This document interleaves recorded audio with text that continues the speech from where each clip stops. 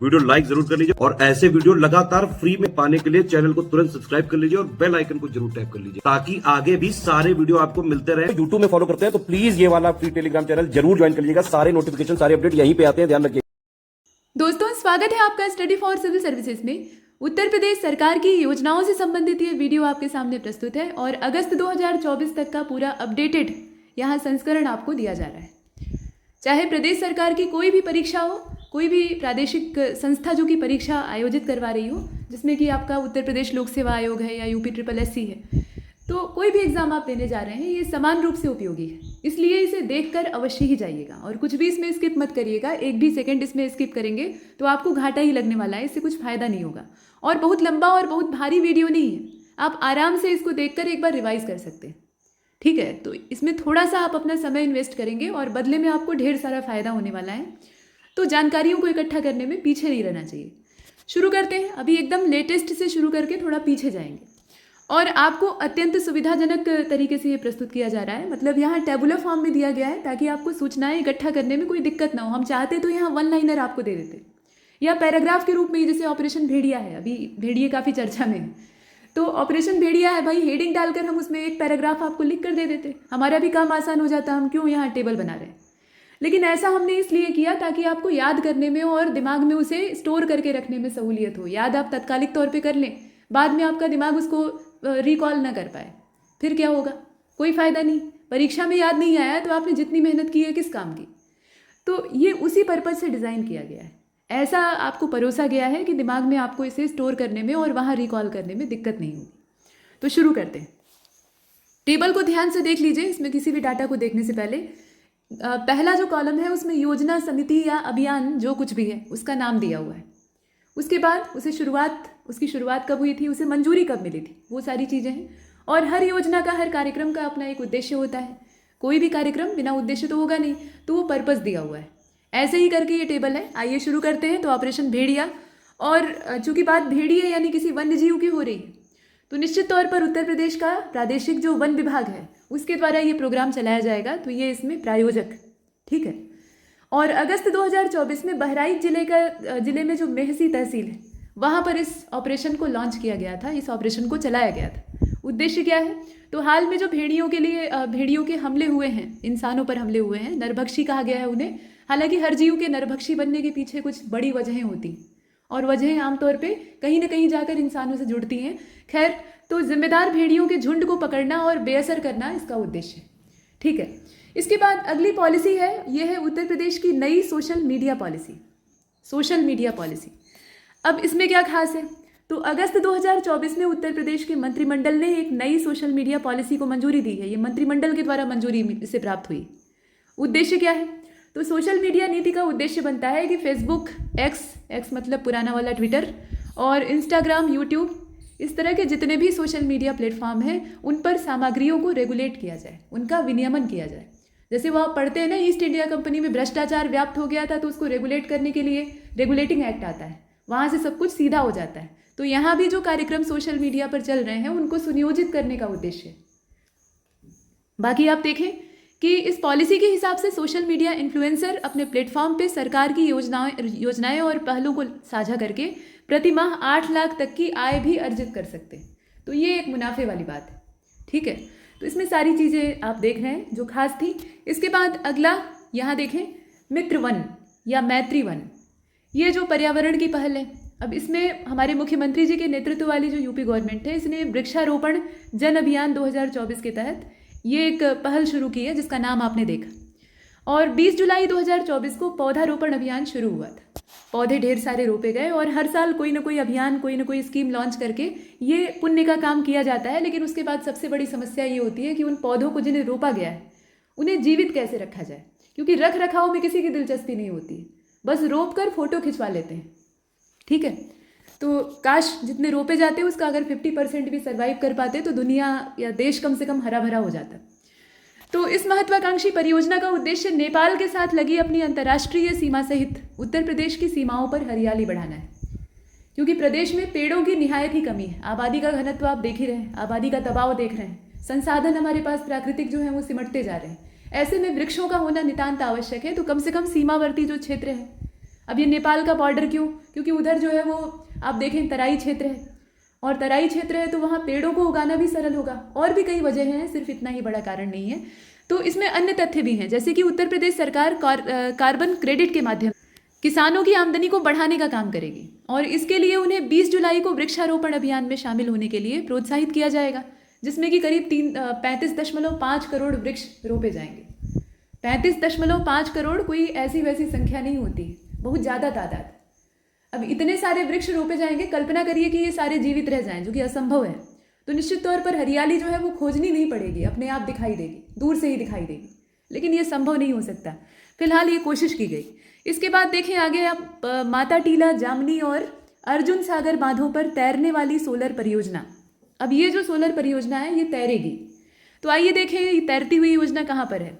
बुंदेलखंड क्षेत्र का जो माता टीला, जामनी और अर्जुन सागर बांध है तो वहाँ पर क्या होगा, जलाशय भी होगा। तो वहाँ पर तैरने वाली ये सोलर परियोजना जो है उसको शुरू किया गया है। और इस परियोजना से फायदा क्या होगा? तो भाई सोलर परियोजना कोई भी लगाता है तो उसका उद्देश्य पहला प्राथमिक क्या होता है? ऊर्जा का उत्पादन, यानी बिजली बनाना। ठीक है, तो इसमें कुल 160 मेगावाट बिजली का उत्पादन होने का अंदाजा है। अभी इसको लगाना शुरू किया गया है। ठीक है, अभी परियोजना की शुरुआत हुई है, तो पहले ही हम कैसे बता दें कि कितना वहाँ से प्रोडक्शन हो रहा है? तो प्रोडक्शन का सिर्फ आप एक एस्टिमेट लगा सकते हैं, अनुमान लगा सकते हैं। इसके बाद उत्तर प्रदेश की चारा नीति है। पशुपालन विभाग के द्वारा इसको, प्रादेशिक जो अपना पशुपालन विभाग है उसके द्वारा इसे प्रेषित किया गया है। और ये जो चारा नीति है, कई सारे प्रोग्राम ऐसे होते हैं जिनका कि एक टाइम पीरियड होता है, अपनी एक रेंज होती है, वो उतनी अवधि तक क्रियान्वित किए जाते हैं। उसके बाद जैसी सफलता होती है उसके आधार पर आगे एक्शन लिया जाता है। तो इसकी जो रेंज है ये 2024 से लेकर 2029 यानी 5 वर्ष की है। आमतौर पे यही अवधि रखी जाती है। जितनी भी योजनाएं होती हैं उनमें 5 साल का ही एक अंतर दिया जाता है, कुछ में 10 साल का, कुछ में 3 साल का, ऐसे भी होता है, लेकिन ज़्यादातर 5 मतलब पंचवर्षीय ही होती है। तो इस नीति का उद्देश्य प्रदेश में चारा उत्पादन में वृद्धि करना है। ठीक है, चारा नीति है तो सीधी बात है कि पशुओं से संबंधित जो चरने योग्य सामग्री है उसमें वृद्धि करना, और गुणवत्ता परक। सिर्फ वृद्धि करने से काम नहीं चलेगा, उसकी गुणवत्ता अच्छी होनी चाहिए और चारा ऐसा होना चाहिए कि मवेशियों को उससे पोषण मिले। ठीक है, और पोषण मिलेगा तो फिर क्या होगा? पशुओं की उत्पादकता बढ़ेगी, और पशुओं की उत्पादकता बढ़ेगी तो निश्चित रूप से किसानों की आमदनी बढ़ेगी। तो ये सब एक दूसरे से जुड़े हुए हैं। और उसके साथ साथ चारा क्षेत्र में उद्यमिता और क्षमता का भी विकास करना, क्योंकि जब चारा का उत्पादन आप करवाएंगे तो निश्चित तौर पर उसमें कुछ लोग जुड़ेंगे उस काम को करने के लिए, तो उन्हें भी रोजगार प्राप्त होगा। तो ऐसे नए उद्यमियों की पैदाइश होगी, या जो पहले से इसी क्षेत्र में है उन्हें मुनाफा होगा। तो ये सारी अच्छी बातें इसके साथ जुड़ी हुई हैं। बाकी इसका जो समय काल है उसे आप देख रहे हैं। इसके बाद देखें आप, पेड़ लगाओ पेड़ बचाओ जन अभियान 2024। और उत्तर प्रदेश में 20 जुलाई 2024 को पेड़ लगाओ पेड़ बचाओ अभियान के तहत 36.51 करोड़ से भी ज़्यादा पेड़ लगाए गए। पेड़ मतलब पौधे लगाए गए। और मुख्यमंत्री जी के द्वारा लखनऊ का जो कुकरेल वन क्षेत्र मतलब नदी तट है, वहाँ पर पौधारोपण अभियान को शुरू किया गया, वहाँ से इसका आगाज हुआ। तो ये जगह आपको याद रहनी चाहिए, और साथ में संख्या, समय भी याद कर सकते हैं। हालांकि अब समय पूछना आयोग ने बंद कर दिया है, और हो सकता है कि स्टेटमेंट वाले प्रश्न आपको दिए जाएं कि बताइए 2 स्टेटमेंट इस योजना से संबंधित हैं, ठीक है, या इस अभियान से जुड़े हुए हैं। अब इसमें से कौन सा सही है कौन सा गलत है, तो उसमें हो सकता है कि डेट देकर उसमें कुछ गड़बड़ करे, तो डेट भी देख लीजिएगा। कुल मिलाकर इसमें कुछ भी स्किप मत करिएगा, लेकिन जो मोटे अक्षरों में लिखा है उसको थोड़ा ज़्यादा ध्यान से देखने की आवश्यकता है।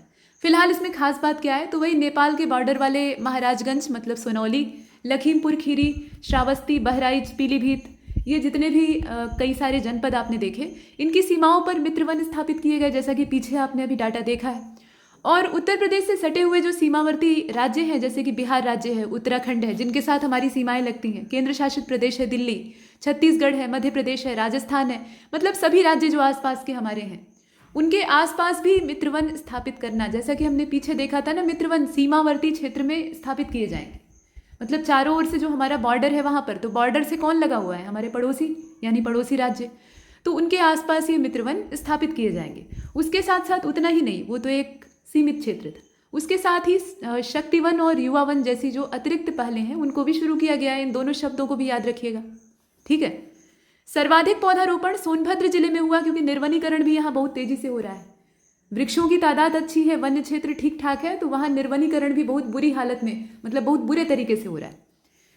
तो यहाँ पर करीब 1,53,00,000 पौधे लगाए गए। और विभागों के ग्राम्य विकास विभागों में जो ग्राम्य विकास विभाग है जितने भी विभाग इसमें शामिल थे उसमें से ग्रामीण विकास विभाग जो है ये पहले स्थान पर रहा। और ग्राम्य विकास विभाग ने कुल 13,54,00,000 पौधे लगाए और वन्य जीव विभाग जो है उसने कितने लगाए, तो 12.64 करोड़ पौधे लगा के दूसरा स्थान अर्जित किया। अब इन सारे विभागों में से एक विभाग का कान पकड़कर सरकार को उसको इस काम में लगाना चाहिए कि जितने पौधे लगाए गए हैं हम देखते हैं कि तुम इसमें से कितने को जिंदा बचा पाते हो, पेड़ बनाने में सक्षम कर पाते हो। ऐसा इसमें से किसी एक विभाग को उत्तरदायित्व और खासतौर पर ये वन विभाग को देना चाहिए। मतलब कोई ना कोई एक ऐसी संस्था यहाँ डेवलप जरूर करनी चाहिए सरकार को, और सक्रिय तौर पे करनी चाहिए। ऐसे प्रयास पहले भी हुए हैं लेकिन वो उतने सार्थक तरीके से नहीं किए गए, तो सक्रिय तरीके से करनी चाहिए ताकि पौधे सर्वाइव कर सके। और मुख्यमंत्री माटी कला रोजगार योजना को देखते हैं। अब यहाँ से टॉपिक चेंज, अगली योजना है माटी कला रोजगार। जैसा कि नाम यहाँ आप देख रहे हैं, मिट्टी के बर्तन की बात हो रही है। माटी कला यानी मिट्टी से ही सारी कलाकृतियाँ बनेंगी, खासतौर पर बर्तन। तो इस योजना के अंतर्गत जिले के शहरी और ग्रामीण क्षेत्र के 8वीं पास प्रशिक्षित युवाओं को माटी कला यानी मिट्टी के बर्तन से संबंधित व्यावसायिक गतिविधियों के लिए 10 लाख रुपए ऋण राशि उपलब्ध कराई जाएगी। ऋण राशि कितनी है? 10 लाख रुपए।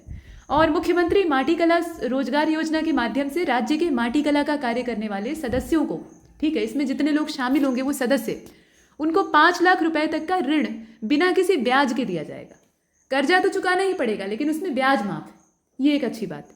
और 5 लाख से ज़्यादा और 10 लाख रुपए तक का जो लोन है ये न्यूनतम 8वीं पास तथा माटी कला की जानकारी रखने वाले जो प्रशिक्षित कुम्हार होंगे उनको दिया जाएगा। ठीक है, मतलब जो प्रशिक्षित हैं उनके लिए थोड़ा ज़्यादा ऋण की व्यवस्था है क्योंकि उनके उद्यम का दायरा भी बड़ा होगा।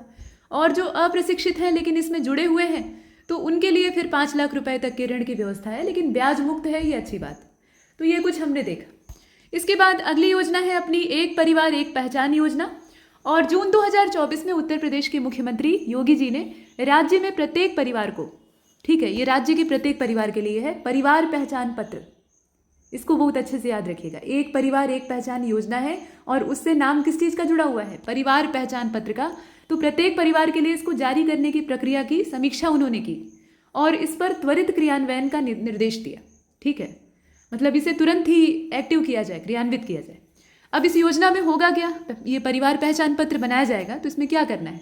प्रत्येक परिवार के पास एक विशिष्ट परिवार पहचान पत्र होगा और इससे राज्य में परिवार इकाइयों का एक व्यापक लाइव डेटाबेस तैयार होगा। मतलब सरकार के पास एक रिकॉर्ड रहेगा इसके लिए, ताकि जितनी भविष्य की योजनाएं हैं उनसे इन परिवारों को अवगत कराया जा सके या इन्हें लाभ पहुंचाया जा सके। और भी इसके बहुत सारे उद्देश्य होते हैं। सरकार कोई डाटा अगर इकट्ठा कर रही है तो उसके बहुत सारे पर्पज़ होते हैं, कोई एक नहीं होता है।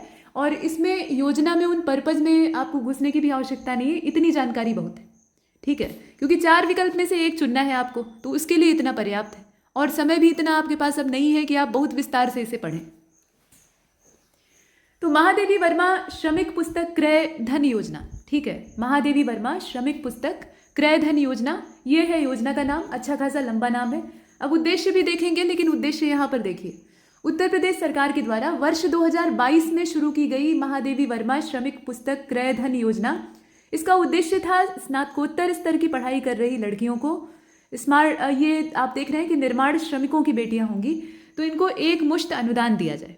ठीक है, किताबें खरीदने के लिए पुस्तक क्रय योजना इसका नाम था। तो पुस्तक क्रय हेतु धन दिया जाए, अनुदान में वही जो एक मुश्त राशि है वो इनको दी जाए, ये पर्पस था। तो योजना का जो नाम है उससे काफ़ी हद तक उसके उद्देश्य सार्थक हो जाते हैं। बाकी किसके लिए है और कौन कौन उसके दायरे में आएगा, ये थोड़ा सा आपको ध्यान देने की आवश्यकता है। 2022 में इसको शुरू किया गया था। इसके बाद आप आगे चले, हरित हाइड्रोजन परियोजना को देखिएगा। मार्च 2022 का समय था, अभी लेटेस्ट है। उत्तर प्रदेश कैबिनेट ने अपनी 5 वर्षीय हरित हाइड्रोजन नीति को मंजूरी दी और यह परियोजना सफल होने पर यह नीति भारत के राष्ट्रीय हरित हाइड्रोजन मिशन के अंतर्गत वर्ष 2030 तक, इसकी जो रेंज है उसको अवश्य ही दिमाग में रखिए, वर्ष 2030 तक 5 मिलियन टन वार्षिक उत्पादन तक पहुंचने के लक्ष्य का 5वां भाग पूरा कर सकेगी। ठीक है, लक्ष्य का जो 5वां हिस्सा है वहां तक ये पहुंच सकेगी। और इसमें वार्षिक उत्पादन का जो लक्ष्य है वो कितना है? 5 मिलियन टन। और रेंज कहाँ तक की है? तो 2030 तक की। ठीक है, तो 5 वर्षीय हरित हाइड्रोजन नीति है। उसके बाद अगली हम देखने वाले हैं, यहाँ पर आप देखें, ये M युवा है, यानी मुख्यमंत्री युवा उद्यमी विकास अभियान। अब यह जो योजना है ये अगस्त 2024 में घोषणा इसकी की गई है मुख्यमंत्री जी के द्वारा, और इसके तहत लक्ष्य ये रखा गया है कि हर साल 1 लाख युवा उद्यमी जो हैं इनको 5 लाख रुपए तक की परियोजनाओं के लिए ब्याज मुक्त ऋण दिया जाएगा। ठीक, मतलब ये ब्याज मुक्त ऋण जो है उसके सहारे ये क्या करेंगे, अपना उद्यम लगा सकेंगे, उसके लिए इन्हें तैयार करने का उद्देश्य है। और इस पहल के लिए वित्तीय वर्ष 2024-25 का जो रेंज है उसमें 10,000 करोड़ रुपए की धनराशि आवंटित की गई है, यानी बजट का एक बहुत बड़ा हिस्सा इसमें लगाया गया है। ठीक है, तो ये महत्वपूर्ण है। आगे देखते हैं प्रोजेक्ट प्रवीण, ये आप योजना का नाम देख रहे हैं, और ये एक पायलट प्रोजेक्ट के तौर पे, मतलब इसको आजमाने के पर्पज से लॉन्च किया गया है। पायलट प्रोजेक्ट का मतलब ये है कि छोटे दायरे में पहले इसको लागू करके देखा जाता है कि इसके परिणाम सार्थक और सकारात्मक हैं या नहीं, मतलब जैसा हमने सोचा था वैसे हैं या नहीं। और जब ये सफल रहता है, कुछ छोटे हिस्सों में इसका जो प्रयोग है वो सफल रहता है, तो फिर इसे बड़े पैमाने पर लॉन्च किया जाता है। तो पायलट प्रोजेक्ट के तौर पे इसको लॉन्च किया गया था 2022-23 में। ठीक है, और उत्तर प्रदेश सरकार ने इस प्रोजेक्ट के माध्यम से राज्य में 61,000 से भी ज़्यादा, ठीक है, 61,000 से भी ज़्यादा लड़के और लड़कियों को कौशल प्रशिक्षण प्रदान किया है। और यह परियोजना राज्य के उच्चतर माध्यमिक विद्यालयों में पढ़ने वाले कक्षा 9 से लेकर 12 तक के छात्रों के लिए काम करेगी। तो ये योजना है, और इस योजना का जो समय है उसको अवश्य ही याद रखिएगा। बाकी आप देख रहे हैं कि इसमें कितने लोगों को और क्या इसका उद्देश्य है ये दिया हुआ है। साथ साथ आप देखें फाइलेरिया उन्मूलन के लिए मिशन, फाइलेरिया का उन्मूलन करना है, यानी उसे जड़ से उखाड़ कर खत्म करना है। तो इसके लिए मिशन लॉन्च किया गया है। फाइलेरिया को जड़ से खत्म करने के लिए प्रदेश सरकार के द्वारा वार्षिक मास ड्रग एडमिनिस्ट्रेशन, ठीक है, वार्षिक मास ड्रग एडमिनिस्ट्रेशन यानी MDA 5 से लेकर 15 फरवरी 2024 तक आयोजित किया गया था। ठीक है, ये इस मिशन का ही हिस्सा था, इससे कुछ अलग नहीं है। और यह अभियान उत्तर प्रदेश के 17 जिलों में चलाया गया है। ठीक है, यह अभियान जो है ये उत्तर प्रदेश के 17 जिलों में चलाया गया है। अब प्रश्न कैसे बन सकता है, तो किसी भी योजना से संबंधित प्रश्न आजकल जो फैशन बना हुआ है उसमें यही कि फाइलेरिया उन्मूलन मिशन के संबंध में निम्नलिखित कथनों पर विचार करिए। अब इसके बाद नीचे कुछ 2 स्टेटमेंट आपको दे दिया जाएगा। पहले वाले में ये कि इसको जो फाइलेरिया खत्म करने वाला अपना मिशन है उत्तर प्रदेश सरकार का, उसके भाग के रूप में वार्षिक मास ड्रग एडमिनिस्ट्रेशन 5 से लेकर 15 फरवरी तक आयोजित किया गया। ये पहला आपने स्टेटमेंट देखा। और दूसरे वाले में कह देगा कि यह अभियान जो है ये उत्तर प्रदेश के 16 जिलों में चलाया गया है। अब आपको पहचानना है कि कौन सा सही है। तो यहाँ 17 का जो आंकड़ा है वो 16 बना के आपको दिया है, तो आपको एक स्टेटमेंट इसमें से गलत करना पड़ेगा, पहला वाला सही होगा। इसी तरीके से दिया जाता है। ठीक है, उसके साथ एक तीसरा स्टेटमेंट भी बन सकता है कि प्रदेश सरकार ने 2026 और केंद्र सरकार ने 2028 तक फाइलेरिया को खत्म करने का लक्ष्य रखा है। तो आप समझ जाएंगे कि जो केंद्र सरकार है उसने 2027 तक का ही लक्ष्य रखा है, 2028 तक का तो रखा नहीं। तो इसमें आपको क्लियर चीज़ें पता होनी चाहिए, क्योंकि आजकल सरकारी योजनाओं पर सीधे सीधे प्रश्न जो फैक्चुअल है वो पूछना बंद करके फैक्ट और थ्योरी दोनों को मिला के दिया जाता है। तो वैसी परिस्थिति के लिए आपको तैयार रहना है। ध्यान दीजिएगा कि प्रदेश सरकार के द्वारा इसमें जो लक्ष्य रखा गया है वो 2026 तक का है, और केंद्र सरकार का जो लक्ष्य है वो 2027 तक का है। ठीक है, आगे बढ़ते हैं। कन्या सुमंगला योजना अनुदान के मौद्रिक लाभ में वृद्धि की गई। कन्या सुमंगला योजना कोई आज की तो है नहीं, तो अब इसका जो मौद्रिक लाभ है उसमें वृद्धि की गई। और खास बात यहाँ देखिए, 14 फरवरी 2024 की बात है, मुख्यमंत्री जी के द्वारा ये घोषणा की गई कि मुख्यमंत्री कन्या सुमंगला योजना, इसके तहत 6 श्रेणियों में प्रदान किया जाने वाला जो अनुदान है ये अप्रैल 2024, इसका समय देखिएगा, अप्रैल 2024 का जो समय है वहाँ से 15,000 रुपये से बढ़ाकर 25,000 रुपये प्रति लाभार्थी सालाना कर दिया जाएगा। इसमें 10,000 का सीधे सीधे इजाफा किया गया, ये एक खास बात। और यहाँ देखिए इसका पीछे का बैकग्राउंड दिया हुआ है। तो अप्रैल 2019 में जो महिला कल्याण विभाग है प्रदेश सरकार का, उसके द्वारा बहुआयामी उद्देश्यों के साथ इस योजना के बहुत सारे उद्देश्य थे, तो कन्या सुमंगला योजना को शुरू किया गया था। इस पहल का उद्देश्य क्या था, तो इसमें कन्या भ्रूण हत्या को रोकना, लैंगिक समानता को बढ़ावा देना, बाल विवाह को रोकना, महिलाओं के मतलब लड़कियों के किशोरियों के स्वास्थ्य का और शिक्षा का जो स्तर है उसको सुधारना, और उनकी आत्मनिर्भरता को बढ़ाना। मतलब कुल मिलाकर महिला सशक्तिकरण इसका मेन पर्पस था। उसमें सारी चीज़ें आती, महिला सशक्तिकरण में ये सब कुछ आता है। ठीक है, कन्या भ्रूण हत्या को रोकने का उद्देश्य, लैंगिक समानता, साक्षरता, स्वास्थ्य, ये सब कुछ इसमें शामिल है। तो वो इसका उद्देश्य था। और इसकी लॉन्चिंग का समय, जो इस योजना की शुरुआत का समय है वो दिया है। वर्तमान में इसमें जो नया हो रहा है उसको आपने देखा। ठीक है, तो अब आगे चलते हैं। यहाँ देखिए 17 प्रमुख शहरों को सौर शहरों में बदलने की योजना है। ऊर्जा संकट एक बड़ा संकट है और पारंपरिक जो जीवाश्म ईंधन है उन पर निर्भरता बिल्कुल भी अच्छी चीज़ नहीं है, ये आप 1000 बार पढ़ते आ रहे हैं। तो जो अक्षय ऊर्जा के स्रोत हैं उनकी ओर हमें ध्यान केंद्रित करना चाहिए और भारत के पास इसके लिए अपार संभावनाएं हैं। सौर ऊर्जा की हमारे पास कोई कमी नहीं है, कहीं कहीं पवन ऊर्जा की भी अच्छी खासी संभावना है, कहीं कहीं ज्वारी ऊर्जा की भी, लेकिन सौर ऊर्जा तो हर जगह लगभग उपलब्ध है कमोबेश। ठीक है, तो उससे हम अच्छी खासी ऊर्जा प्राप्त कर सकते हैं, मतलब बिजली का काम तो बहुत आराम से निपटा सकते हैं। तो यहाँ आप देख रहे हैं कि 17 मुख्य शहरों को सौर शहरों में बदलने की योजना है और फरवरी 2024 में प्रदेश सरकार के द्वारा इन शहरों को सौर शहरों के रूप में विकसित करने के लिए योजना अनावृत की गई। तो इसमें 17 प्रमुख शहर होंगे और ध्यान दीजिएगा कि अयोध्या और वाराणसी जैसे जो प्रतिष्ठित शहर हैं वो भी इसमें शामिल है। ठीक है, और उत्तर प्रदेश सरकार अयोध्या को राज्य की पहली सोलर सिटी के रूप में स्थापित करने का प्रयास कर रही है। अब स्टेटमेंट देगा अगर इस मिशन से जुड़ा हुआ, तो इसमें कहा जाएगा कि उत्तर प्रदेश सरकार वाराणसी को राज्य की पहली सोलर सिटी के रूप में स्थापित करने का प्रयास कर रही है। मान लीजिए ऐसे दे दिया तो आप झट से पहचान जाएंगे कि अयोध्या पहला था, वाराणसी पहला नहीं था। तो इसलिए यहाँ पर एकदम क्लियर, आपको क्रिस्टल क्लियर जानकारी होनी चाहिए।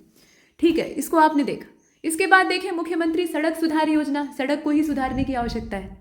तो देखें शहरों में लोगों को बेहतर सड़क सुविधा उपलब्ध कराने के लिए इस योजना को शुरू किया गया और इसके लिए वित्तीय वर्ष 2023-24 में 1000 करोड़ रुपए की व्यवस्था की गई और 1 लाख से ज़्यादा आबादी वाले जो शहर होंगे उसमें इस योजना को शुरू किया जाएगा।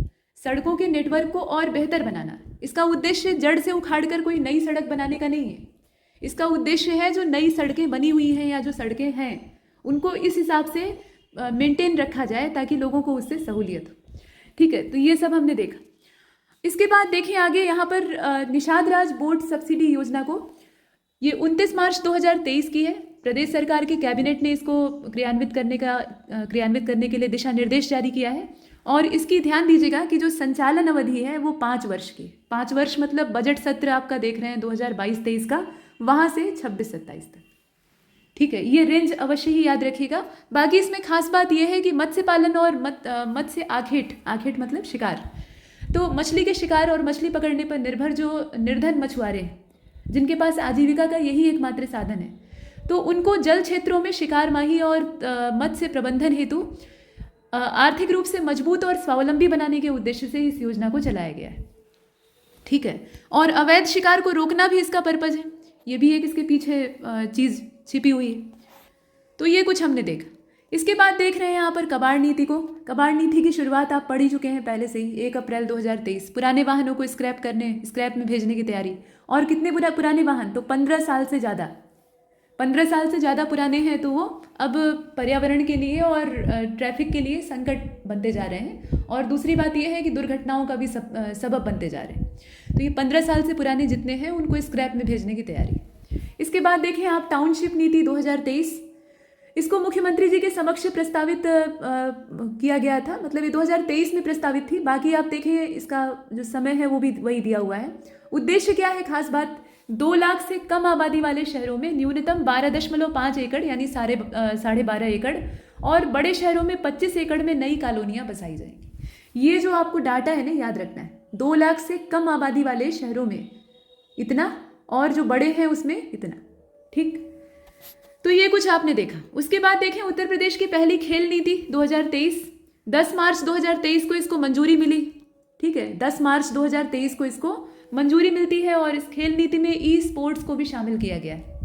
ये एक बड़ी चीज़, और ऐसा करने वाला उत्तर प्रदेश भारत का पहला राज्य बन गया है जो कि अपनी खेल नीति में ई स्पोर्ट्स को शामिल कर रहा है। तो कुल मिलाकर उत्तर प्रदेश के मंत्रिमंडल ने जो खेल विकास कोष है उसके लिए करीब 10 करोड़ रुपए का प्राथमिक धन आवंटन करने का भी घोषणा किया है। ठीक है, 10 करोड़ रुपए की प्राथमिक धनराशि के साथ इस कोष को शुरू किया जाएगा।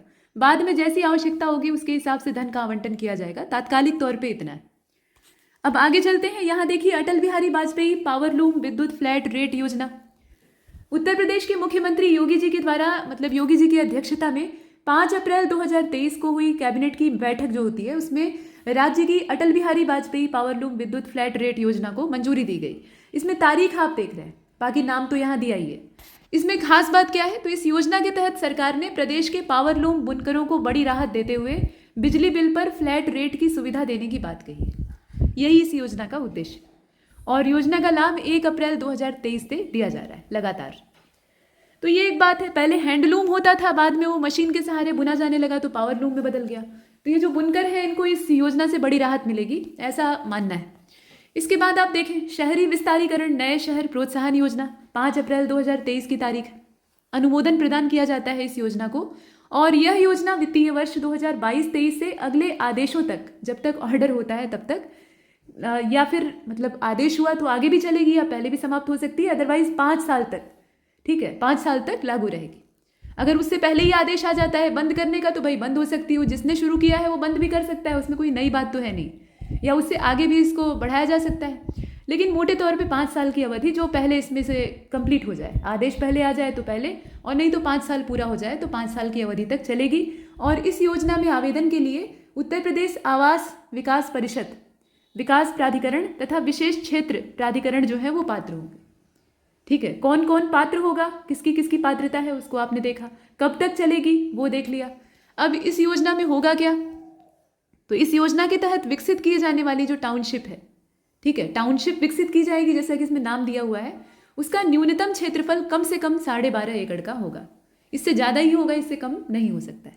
इसके बाद देखें आप आगे समर्थ अभियान को, तो इसे पंचायती राज मंत्री जी के द्वारा, ये केंद्रीय ग्रामीण विकास और पंचायती राज मंत्री जी हैं गिरिराज सिंह, इनके द्वारा इसको लॉन्च किया गया 25 मई 2023 को लखनऊ में अमृत महोत्सव के तहत। जब देश अमृत महोत्सव मना रहा था तो उस समय इसे लॉन्च किया गया। और इसमें आप देखेंगे कि 50,000 ग्राम पंचायतों में डिजिटल लेन देन को बढ़ावा देने के उद्देश्य से इसे शुरू किया गया। यानी समर्थ अभियान का उद्देश्य क्या था, डिजिटल लेन देन को बढ़ावा देना। और समर्थ अभियान 1 फरवरी 2023 से शुरू हुआ और 15 अगस्त 2023 तक आज़ादी के अमृत महोत्सव तक जारी रहा। तो इसका पीछे का समय दिया हुआ है। बाकी आप इसमें देखें खास बात क्या है, डिजिटल लेन देन को बढ़ावा देना उद्देश्य है, वो तो आप देख ही चुके हैं। अब इसमें बड़ा जोर जो है वो विशेष रूप से महिलाओं पर ध्यान केंद्रित करते हुए ग्रामीण क्षेत्रों में डिजिटल लेन देन को बढ़ावा देना, जिससे कि महिलाओं को जोड़ना है, ये भी इसका एक मेन पर्पस। और डिजिटल लेन देन में फरवरी 2023 में उत्तर प्रदेश देश में पहले स्थान पर आ गया है। तो डिजिटल लेन देन एक अब शगल बन चुका है लोगों का, और सरलता भी है इसमें, बहुत ज़्यादा सरल है। कैश के रूप में कोई पैसा आप चुकाएं और ऐसे ऑनलाइन पे कर दें, दोनों में सुविधा है, लेकिन इसके अपने नुकसान भी हैं। अगर बिना सुरक्षा के आप ये कदम उठाते हैं तो आप खतरे में भी आ सकते हैं। तो सुरक्षा के भी पुख्ता इंतजाम होने चाहिए, फिलहाल वो एक अलग मुद्दा है। तो महिलाओं को इससे जोड़ना, क्योंकि अक्सर ये देखा जाता है कि महिलाएं खासतौर पे ग्रामीण क्षेत्र की, वो अभी भी डिजिटल टेक्नोलॉजी और इस तरह का जो लेन देन है उससे उतनी फ्रेंडली नहीं है, तो उन्हें जोड़ने का उद्देश्य। ठीक है, इसके बाद आगे चलते हैं। मुख्यमंत्री पर्यटन विकास सहभागिता योजना, 12 मई 2023 की बात है। उत्तर प्रदेश मंत्रिमंडल के द्वारा मुख्यमंत्री पर्यटन विकास सहभागिता योजना जो है उसको लॉन्च किया गया, स्वीकृति दी गई। और उद्देश्य है प्रदेश के प्रत्येक विधानसभा क्षेत्र के एक सर्वाधिक महत्वपूर्ण स्थल को चुनना। ठीक है, एक सर्वाधिक महत्वपूर्ण स्थल जो होगा उसको चुनना तथा पर्यटन संभावनाओं से परिपूर्ण अल्प ज्ञात पर्यटन स्थलों को भी चिन्हित करना और उसे उच्च स्तरीय पर्यटन स्थल के रूप में विकसित करना। चूंकि ये पर्यटन विकास सहभागिता योजना है तो प्रदेश के जितने महत्वपूर्ण स्थान हैं, अब इसमें विधानसभा क्षेत्र के हिसाब से उसे तय किया गया है, तो जितने भी महत्वपूर्ण स्थान हैं जो पहले से नामी गिरामी हैं उनको नहीं, जो गुमनामी के अंधेरे में डूबे हुए हैं उन्हें उभारने का पर्पस है, ताकि एक पर्यटन गंतव्य के तौर पे प्रदेश को विकसित किया जा सके। इसके पीछे छुपा हुआ पर्पस वही है, तो इसे आपने देखा। ठीक है, इसके बाद देखिए आगे, यहाँ देखिए सूक्ष्म उद्यमी दुर्घटना बीमा योजना, 21 अगस्त 2023 की बात है। इसको शुरू किया गया था योगी जी के द्वारा और 28 जून 2023 को मुख्यमंत्री आदित्यनाथ जी की अध्यक्षता में लोक भवन में जो कैबिनेट की बैठक हुई थी उसमें इसे लागू करने का फैसला लिया गया। तो ये 2 तारीखें हैं। फिलहाल 18 वर्ष से लेकर 60 वर्ष तक की आयु के जो उद्यमी होंगे वो इस योजना के लिए आवेदन के पात्र होंगे, ये आयु सीमा दी हुई है। और क्या खास बात है, तो इस योजना के तहत जो छोटे यानी सूक्ष्म श्रेणी वाले उद्यमी हैं उनको 5 लाख रुपए तक का जो बीमा कवर है, दुर्घटना बीमा कवर है, वो दिया जाएगा। इसी क्रम में उत्तर प्रदेश मातृभूमि योजना, 2 जून 2023 मुख्यमंत्री योगी आदित्यनाथ जी ने पंचायती राज विभाग की प्रस्तावित उत्तर प्रदेश मातृभूमि योजना का शुभारंभ किया है। और इसमें 60% धन जो है ये व्यक्ति को वहन करना होगा और 40% धन राज्य सरकार देगी, यानी एक तरह की जैसे सब्सिडी होती है वैसी ही। तो 40% धन इसमें राज्य सरकार देगी, बाकी 60% खुद से लगाना होगा। और इसमें होगा क्या कि विदेश में बसे हुए उत्तर प्रदेश के जो निवासी हैं, ये अब अपने पैतृक गांव में अपने परिजनों पूर्वजों की याद में सामुदायिक केंद्र, बारात घर मतलब जो बारात के टिकने का स्थान होता है, और इस तरह के अन्य जो परोपकार वाले काम हैं उसको करवा सकते हैं, मतलब कोई निर्माण करवा सकते हैं। देखा ये गया है कि विदेश में बसने वाले लोग जो हैं, चूँकि बाहर मोटी कमाई करते हैं, मोटी कमाई नहीं करते तो वो इतना घर छोड़ के दूर टिके नहीं होते, वहाँ अच्छी आमदनी होती है तो ही रहते हैं, ठीक है, ज़्यादा पैसे के लालच में जाते हैं, तो वहाँ कमा रहे हैं और उसके बाद फिर वो वहीं पर सेटल हो गए। और यहाँ अगर उनके कोई परिजन रह रहे हैं तो उन्हें कुछ पैसा भेज देते हैं, और जहाँ यहाँ जब भेजते हैं तो वो रुपए में जब कन्वर्ट होता है तो ज़्यादा हो जाता है, तो लोग खुश हो जाते हैं। ये एक सामान्य चीज़ है। लेकिन वो अपने देश के लिए क्या कर रहे हैं, या अपने उस जन्म स्थान के लिए क्या कर रहे हैं जहाँ से कि वो उठकर वहाँ तक गए, तो इसके लिए अगर वो योगदान देना ही चाहते हैं तो दे सकते हैं इस माध्यम से। ये एक अच्छी पहल, ठीक है। इसके बाद आगे चलते हैं। देखिए, नंद बाबा दुग्ध मिशन जून 2023 में उत्तर प्रदेश के दुग्ध उत्पादक किसानों की आमदनी बढ़ाने और दूध की बिक्री गांव में ही सुनिश्चित करवाने के उद्देश्य से, ताकि बाहर न ले जाना पड़े, तो इसके उद्देश्य से इस मिशन को लॉन्च किया गया। और इसमें दूध का उत्पादन करने वाले जो किसान हैं उनकी आमदनी को बढ़ाने का प्रयास होगा। और इसके लिए राज्य इस मिशन पर अगले 5 वर्षों तक काम करेगी और 1000 करोड़ रुपए खर्च करेगी। दूध एक कच्चा सौदा होता है, गाँव में इसको कच्चा सौदा कहा जाता है, मतलब जल्दी खराब होता है। अगर इसकी प्रोसेसिंग ना करके इसको बाहर भेजा जाए तो खराब होने की संभावना और पैसा बर्बाद होने की संभावना ज़्यादा होती है। और इन सामान्य किसान वर्ग के पास ऐसी सुविधाएं कहाँ कि मिल्क प्रोसेसिंग करके उसकी चीज़ बना लें, उसका पनीर बना लें। बना भी सकते हैं, लेकिन वो सबकी पहुंच में नहीं है और इतना आसान नहीं, अपनी जो ग्रामीण व्यवस्था है उसके हिसाब से। तो गांव में ही बिक्री सुनिश्चित हो और गांव में उन्हें ऐसे औने पौने दाम न बेचना पड़े, किफ़ायती लागत प्रभावी उनका जो उत्पादन है वो हो जाए, और उसके साथ उन्हें मुँहमांगा दाम, जो निर्धारित दाम है, मुँहमांगे का मतलब मनमाना नहीं, जितना दूध का निर्धारित एक तय किया हुआ दाम है वो उन्हें प्राप्त हो, ठीक है। तो ये एक चीज़। इसके बाद मुख्यमंत्री खेत सुरक्षा योजना, अब इस योजना को पूरे राज्य में लागू करने की घोषणा हुई थी जुलाई 2023 में। इसमें होगा क्या, तो किसानों को आवारा पशुओं से अपनी फसलों को सुरक्षित रखने के लिए सोलर फेंसिंग लगाने की सब्सिडी दी जाएगी, ठीक है। और लघु सीमांत किसानों को प्रति हेक्टेयर लागत जो होगी उसका 60% या अधिकतम 1.43 लाख रुपए का अनुदान दिया जाएगा, ठीक है, मतलब 1,43,000 रुपए का अनुदान दिया जाएगा। और इस योजना का उद्देश्य किसानों की आमदनी को बढ़ाकर फसलों के नुकसान को कम करना है। तो ये एक बात। इसके बाद नंदिनी कृषक बीमा योजना है यहाँ पर, और इसका शुभारंभ किया गया था वही जुलाई 2023 का समय। इसमें पशुपालकों तथा किसानों को स्वदेशी उन्नतिशील नस्ल की गाय उपलब्ध कराई जाएगी, स्वदेशी गाय। और योजना का उद्देश्य है देसी नस्ल की गायों को बढ़ावा देना, क्योंकि विलायती नस्ल पे हम कुछ ज़्यादा ही लोभित हो जाते हैं, ठीक है, आकर्षित हो जाते हैं। तो इसमें आप देख रहे हैं कृषक तथा पशुपालकों को आर्थिक रूप से समृद्ध बनाना और दुग्ध उत्पादन के क्षेत्र में बढ़ोतरी के उपाय करना, ये सारी चीज़ें। मेरी माटी मेरा देश अभियान, लखनऊ का जो काकोरी है वहाँ पर मुख्यमंत्री जी के द्वारा 9 अगस्त 2024 को इसको, माफ़ कीजिएगा, 9 अगस्त 2023 को इसको लॉन्च किया गया था। और इस अभियान के तहत देश के हर गांव, ब्लॉक, नगर निगम, नगर पालिका स्तर पर कार्यक्रम चलाए जाएंगे। और इस दौरान देश के लिए जीवन बलिदान करने वाले बहादुर स्वतंत्रता सेनानियों को याद किया जाएगा। और ये जो अभियान लॉन्च किया गया है, इसमें नाम भी रखा गया है मेरी माटी मेरा देश, और शुरू करने की जगह जरा देखिए, काकोरी, ठीक है। तो ये इसमें योजना का उद्देश्य, मतलब अभियान का उद्देश्य आपने देखा। इसके बाद शिक्षुता प्रोत्साहन योजना है उच्च शिक्षा के लिए, कैबिनेट के द्वारा इसमें इसका विस्तार किया गया, ठीक है। 22 अगस्त 2023 को इसका विस्तार किया गया, और इसमें सभी ग्रेजुएट किए हुए जो युवा हैं, मतलब BA BSc या ग्रेजुएशन उनका कंप्लीट हो चुका है, तो ऐसे युवाओं को जोड़ने के प्रस्ताव को मंजूरी मिली है। और कैबिनेट ने योजना का जो पूरा दायरा है उसके अंतर्गत प्रशिक्षुओं को निजी प्रतिष्ठानों की ओर से दिए जाने वाले स्टाइपेंड में, ठीक है, ये निजी प्रतिष्ठान जो है इनकी ओर से दिए जाने वाले स्टाइपेंड में 1000 रुपए की प्रतिपूर्ति राज्य सरकार की ओर से किए जाने की सहमति दी। तो स्टाइपेंड की राशि को बढ़ाकर आप देख रहे हैं इसमें कर दिया गया है 9000 रुपये। तो कुल मिलाकर इसमें दायरा बढ़ाया गया है, और इसमें जो ग्रेजुएशन किए हुए युवा हैं उनको शामिल करने का प्रस्ताव था। इसके बाद आगे चलते हैं। यहाँ देखें आप, सूक्ष्म उद्यमी दुर्घटना बीमा योजना 21 अगस्त 2023 की है। विश्व उद्यमिता दिवस उस दिन मनाया जाता है, तो उसी के मौके पर मुख्यमंत्री जी के द्वारा जो ये लोक भवन सभागार है वहाँ पे इसे लॉन्च किया गया। अब 21 अगस्त को सोमवार था, वो दिन आपको याद करने की आवश्यकता नहीं है। फिलहाल ये जो सूक्ष्म उद्यमी दुर्घटना बीमा योजना है, ये राज्य में स्थापित किए जाने वाले 3 नए प्लेस पार्कों के विकासकर्ताओं को प्रोत्साहन राशि की पहली किस्त का चेक यहाँ पे वितरित किया गया था। तो कुल मिलाकर योजना का जो आरंभ करने का समय इत्यादि है वो दिया हुआ है। अब इसमें छोटे उद्यमियों के लिए काफ़ी ज़्यादा लाभकारी होगी। योजना कब शुरू हुई, कहाँ से लॉन्च किया गया, किसी खास शहर से लॉन्च किया गया या किसी खास मौके पे लॉन्च किया गया है, तो वो पता होना चाहिए। केंद्र सरकार की है कि प्रदेश सरकार की है, तो यहाँ तो आप प्रदेश सरकार की ही देख रहे हैं, तो ये सब आपको मालूम होना चाहिए। उसके साथ साथ योजना का मूल होता है उद्देश्य और उसके क्रियान्वयन की अवधि। इतना अगर पता है तो सारी चीज़ें क्लियर है।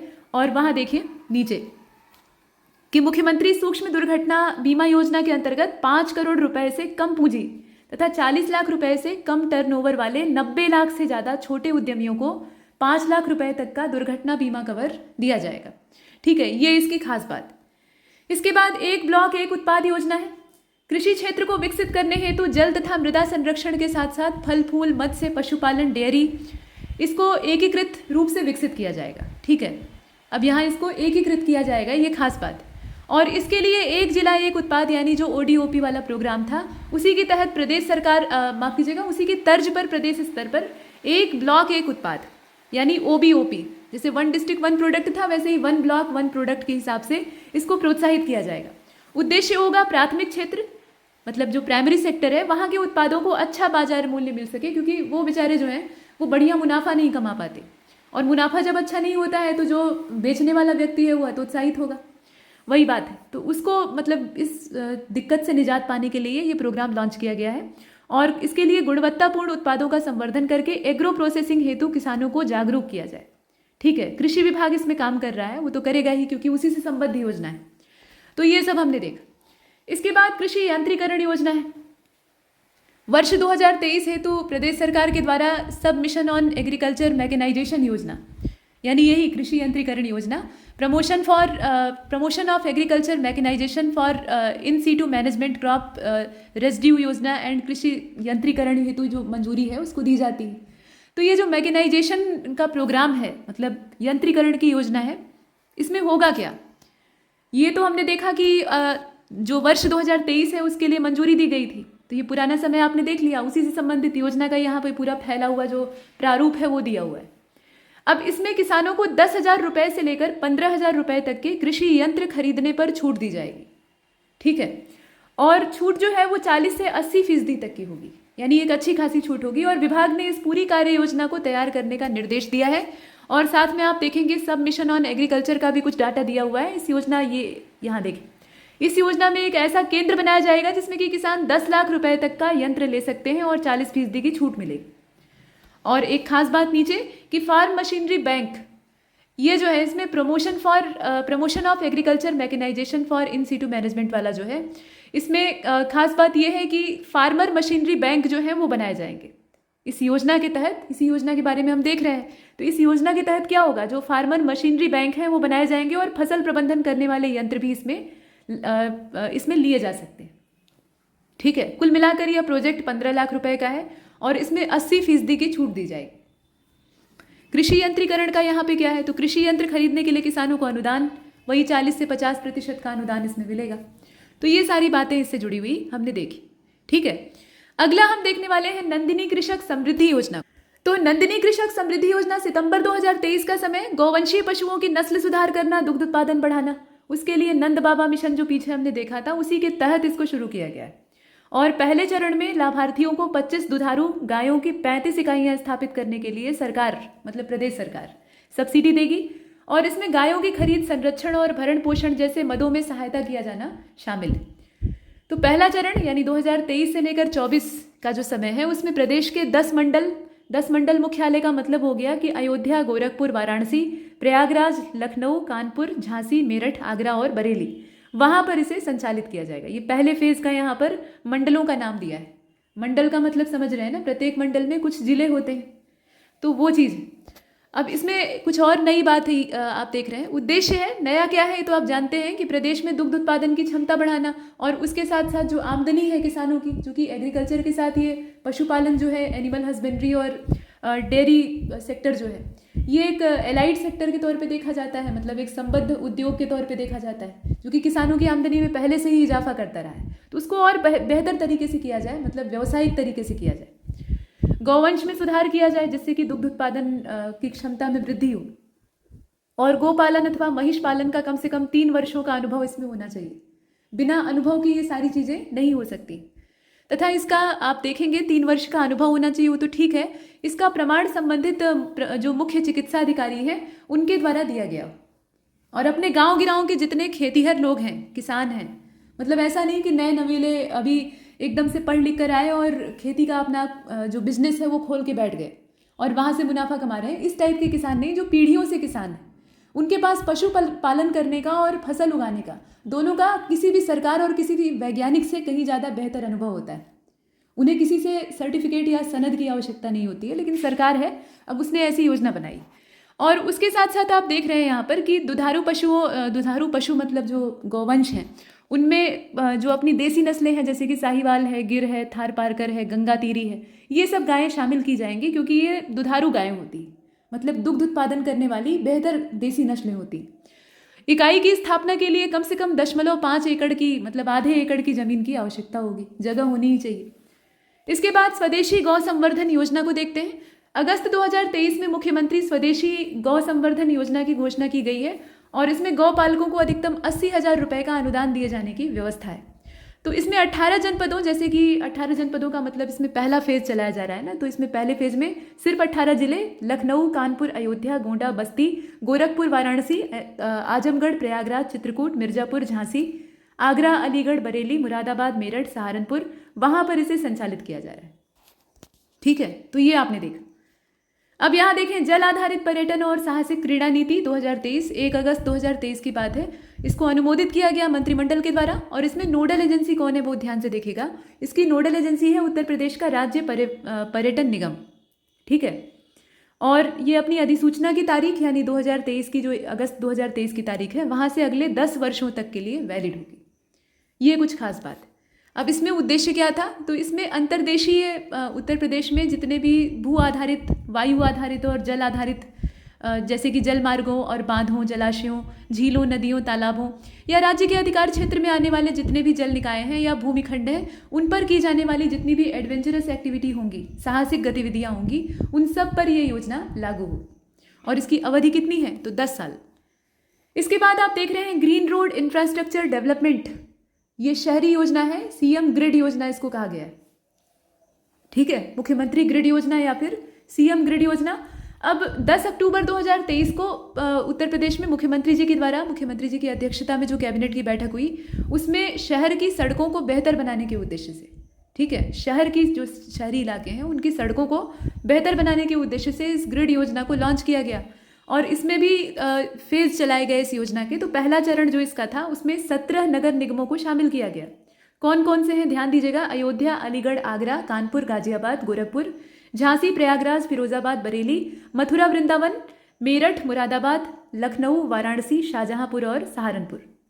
दूसरे चरण में क्या होगा, नगर पंचायत और पालिका परिषद जो हैं वहाँ की सड़कों को भी शामिल कर लिया जाएगा। पहले बड़ा दायरा, उसके बाद जो छोटे स्तर है वहाँ तक। बाकी आप देखें कि 2023-24 में वित्तीय वर्ष जो था उसमें इस योजना के लिए 500 करोड़ रुपए की व्यवस्था की गई थी।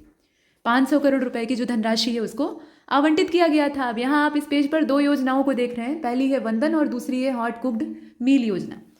तो पहले वंदन को देख लेते हैं। 10 अक्टूबर 2023 की तारीख, कैबिनेट की बैठक में ये मंजूरी दी गई इसको।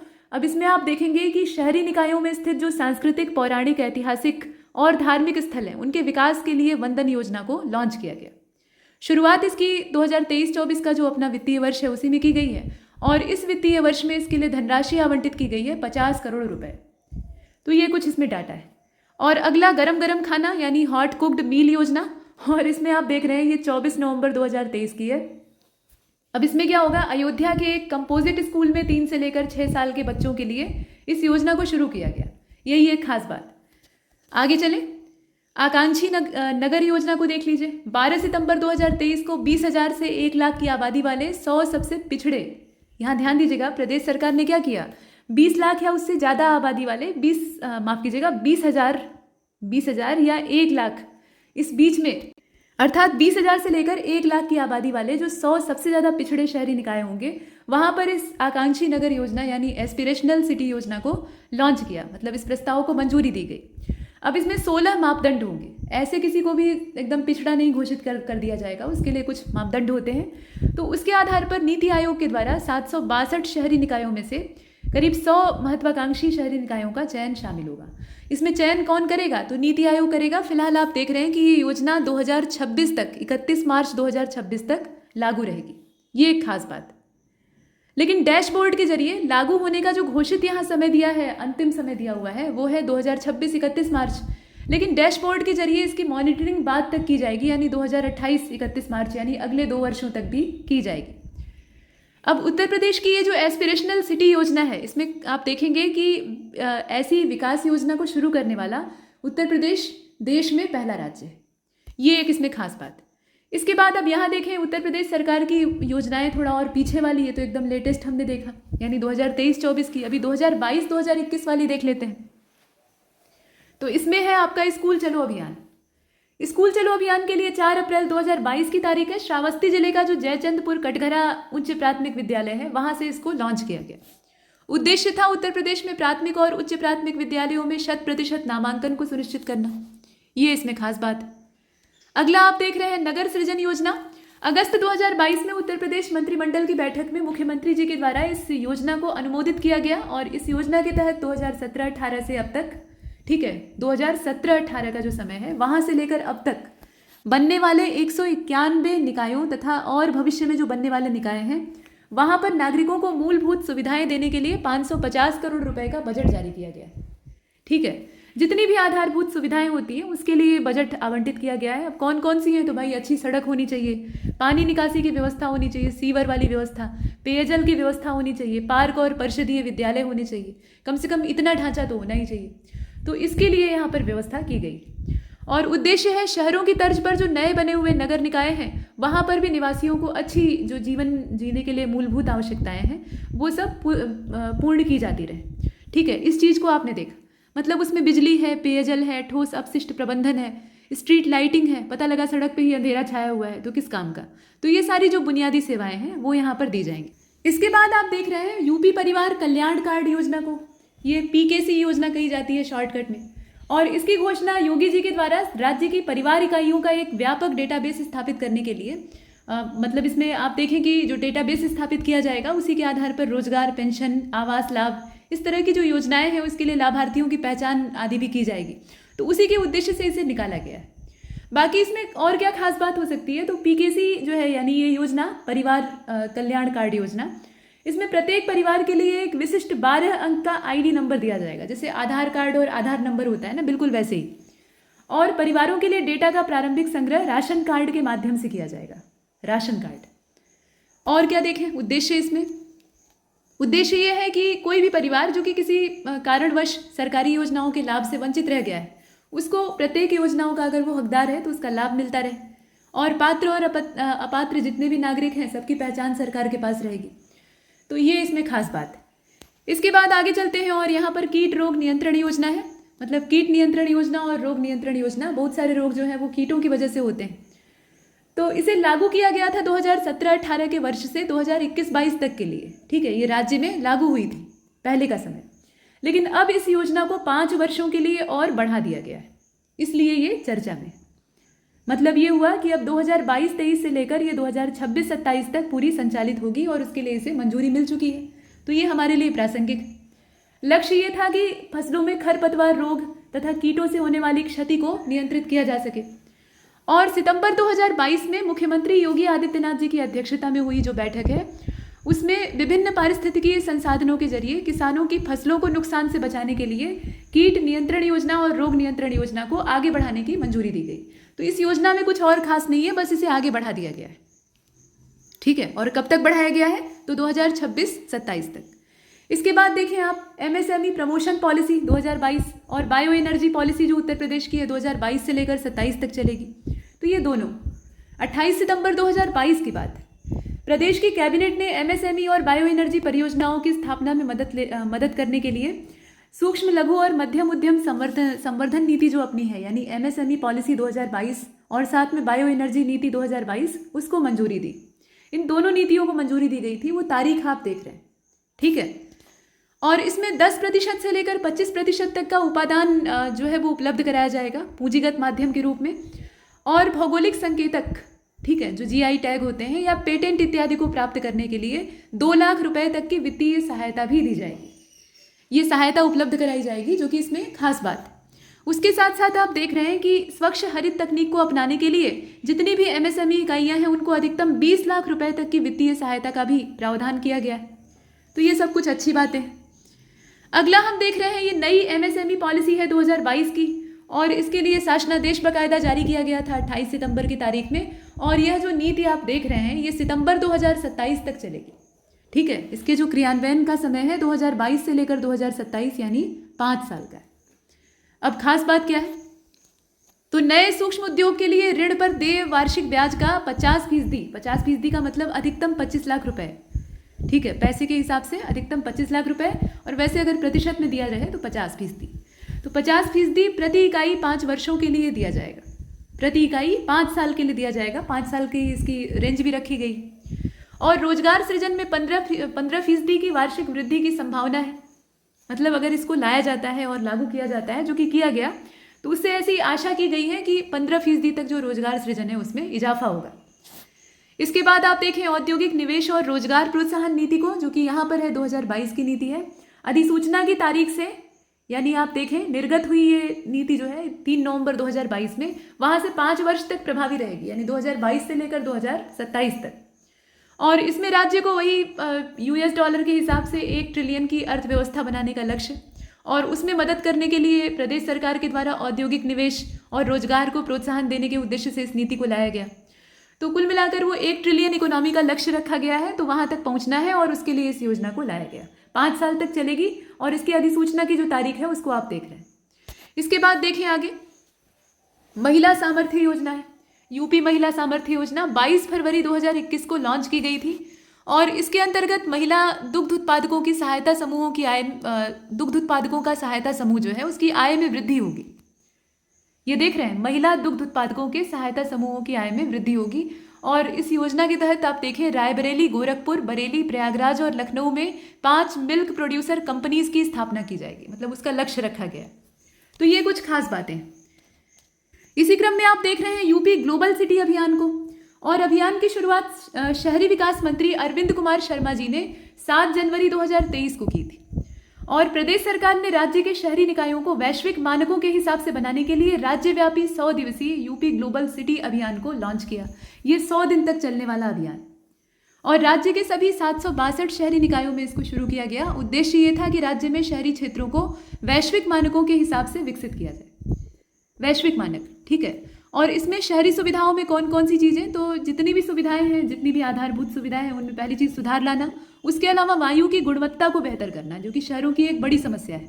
उसके साथ साथ स्वच्छता और सौंदर्यीकरण पर ध्यान देना, और कचरा निपटान, जो कि कचरों के पहाड़ आसपास शहरों के खड़े होते जा रहे हैं, तो उनसे निपटना, इस सब पे ध्यान केंद्रित करने की आवश्यकता है। स्वच्छ वायु की व्यवस्था, उसके साथ साथ जो कचरा प्रबंधन है उसको किया जाए। जैसे दिल्ली अब एकदम साफ सुथरा हम दिल्ली शहर को कर भी दें, तो आसपास कचरे के पहाड़ खड़े होते जा रहे हैं। दिल्ली के बाहर वाले जितने इलाके हैं, आप देखेंगे दूर से लगेगा कि कोई पहाड़ बन गया है नया, लेकिन असल में वो कचरे का ढेर। तो इस तरह की जो कचरे का भयंकर जमावड़ा इकट्ठा होता जा रहा है, उसका निपटान करना, ये भी इसमें उद्देश्य में शामिल किया गया है। और इस वैश्विक आयोजन में सरकार ब्रांड यूपी पेश करेगी, तो ब्रांड यूपी को लॉन्च किया जाएगा, ये आपने देखा।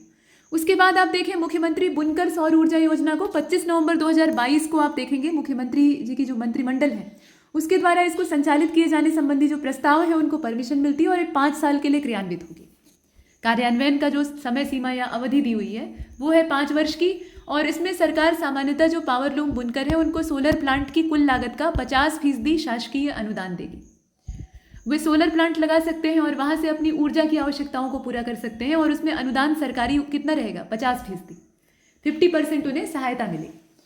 डॉक्टर अंबेडकर उत्कृष्टता केंद्र योजना, नीचे आप देख रहे हैं, सामाजिक न्याय और अधिकारिता मंत्री, साथ में डॉक्टर अंबेडकर फाउंडेशन के अध्यक्ष भी हैं डॉक्टर वीरेंद्र कुमार जी, उनके द्वारा लॉन्च किया गया था इसे 2022 22 अप्रैल की तारीख में, ठीक है। और ये वाराणसी काशी हिंदू विश्वविद्यालय का, जो वाराणसी में डॉक्टर अंबेडकर उत्कृष्टता केंद्र योजना का ये क्षेत्र है, मतलब यहाँ आप देखें, इसको जो सामाजिक न्याय और अधिकारिता मंत्री हैं उनके द्वारा लॉन्च किया गया था और इसे बीएचयू में इसका शुभारंभ किया गया, डॉक्टर अंबेडकर उत्कृष्टता केंद्र योजना का, जिसे कि DSCE कहा जाता है शॉर्टकट में।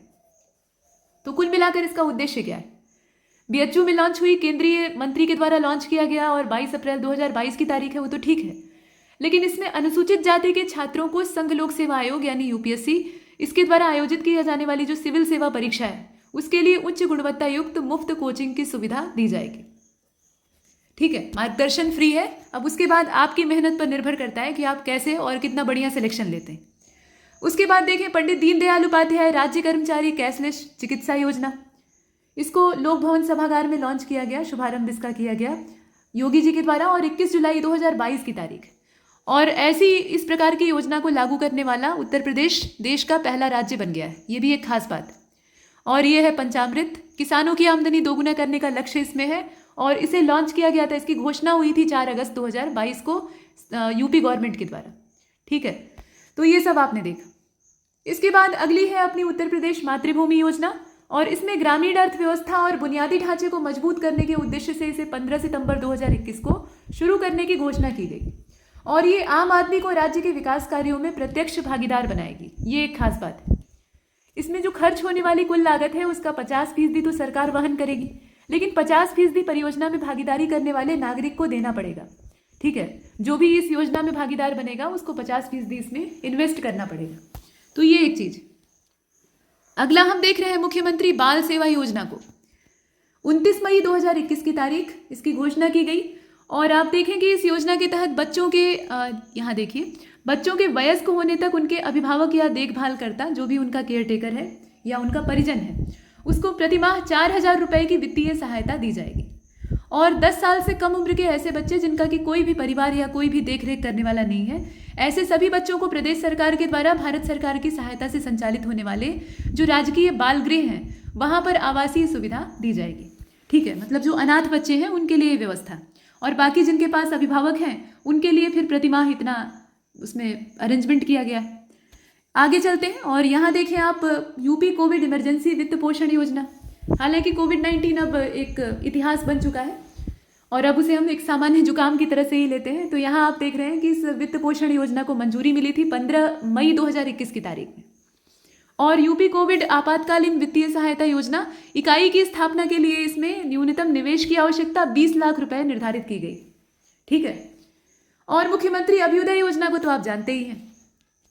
15 फरवरी 2021 की तारीख प्रदेश में प्रतियोगी परीक्षाओं की निःशुल्क तैयारी के लिए इसको शुभारंभ किया गया था इसका और सभी 18 मंडलों में इसको शुरू किया गया। इसमें कोई भी ऐसा पायलट प्रोजेक्ट जैसा नहीं था, ये सब जगह लॉन्च हुई प्रदेश में एक साथ। ठीक है, और इसके तहत अभ्युदय कोचिंग खोली जाएंगी या खोली गई है। दूसरे चरण में इसे जिला स्तर पर भी लागू किया जाएगा। ठीक है, तो जिला स्तर पर लागू करने वाला काम भी शुरू किया जाए। इसके बाद आप देखें आगे, यहाँ पर ये योजना है अनूठी उपहार योजना। कोरोना टीकाकरण को बढ़ावा देना इसका उद्देश्य है। 2021 अप्रैल में इसको लॉन्च किया गया था। 1 डिस्ट्रिक्ट 1 वेटलैंड, ये देखिए 1 डिस्ट्रिक्ट 1 वेटलैंड पहल दिसंबर 2022 में उत्तर प्रदेश का जो वन विभाग है उसके तहत इसको, मतलब उसी के सौजन्य से इसको लॉन्च किया गया। और जिले में, मतलब प्रत्येक जिले में, यहाँ 1 डिस्ट्रिक्ट 1 वेटलैंड की बात हो रही है ना, तो हर जिले का अपना एक, तो प्रत्येक जिले में कम से कम एक वेटलैंड यानी कम से कम एक आर्द्र भूमि को इको टूरिज्म साइट के तौर पे डेवलप करने का फैसला लिया गया है। ठीक है, तो ये 1 डिस्ट्रिक्ट 1 वेटलैंड योजना है जो कि अच्छी योजना है क्योंकि आर्द्र भूमियाँ लगभग हर क्षेत्र में होती हैं। आपके आसपास कोई छोटी मोटी गढ़ी या गड्ढा जिसमें कि पानी लगातार कुछ लंबे समय से भरा रह रहा हो, नमी वहाँ पर मौजूद हो, वो भी एक वेटलैंड हो सकता है। और ये वेटलैंड धरती की सतह पर होने अत्यंत आवश्यक। लेकिन दिक्कत की बात यह है कि अब बढ़ती आबादी और संसाधनों पर जो बेहिसाब दबाव है उसकी वजह से ये वेटलैंड खत्म होते जा रहे हैं और इनकी जगह लोग पटवा उठवा के मकान बनवाते जा रहे हैं, अतिक्रमण करते जा रहे हैं। तो इस तरह की स्थिति में इन वेटलैंडों को संरक्षण देना आवश्यक है। ठीक है, तो वो रामसर कन्वेंशन तो वैश्विक है, लेकिन अपना जो जमीनी स्तर का प्रयास है वो तो हमें करना ही चाहिए। तो वो यहाँ पर आप देख रहे हैं। इसके बाद देखिए आगे, अब ये 2020 से पहले की, अब आप कहिए कि 2020 से पहले की योजनाओं को पढ़ने की क्या आवश्यकता है, तो बहुत पुरानी स्कीम से जुड़ा हुआ डाटा पूछ लिया जाता है अगर वो आज भी चर्चित है या फिर प्रासंगिक।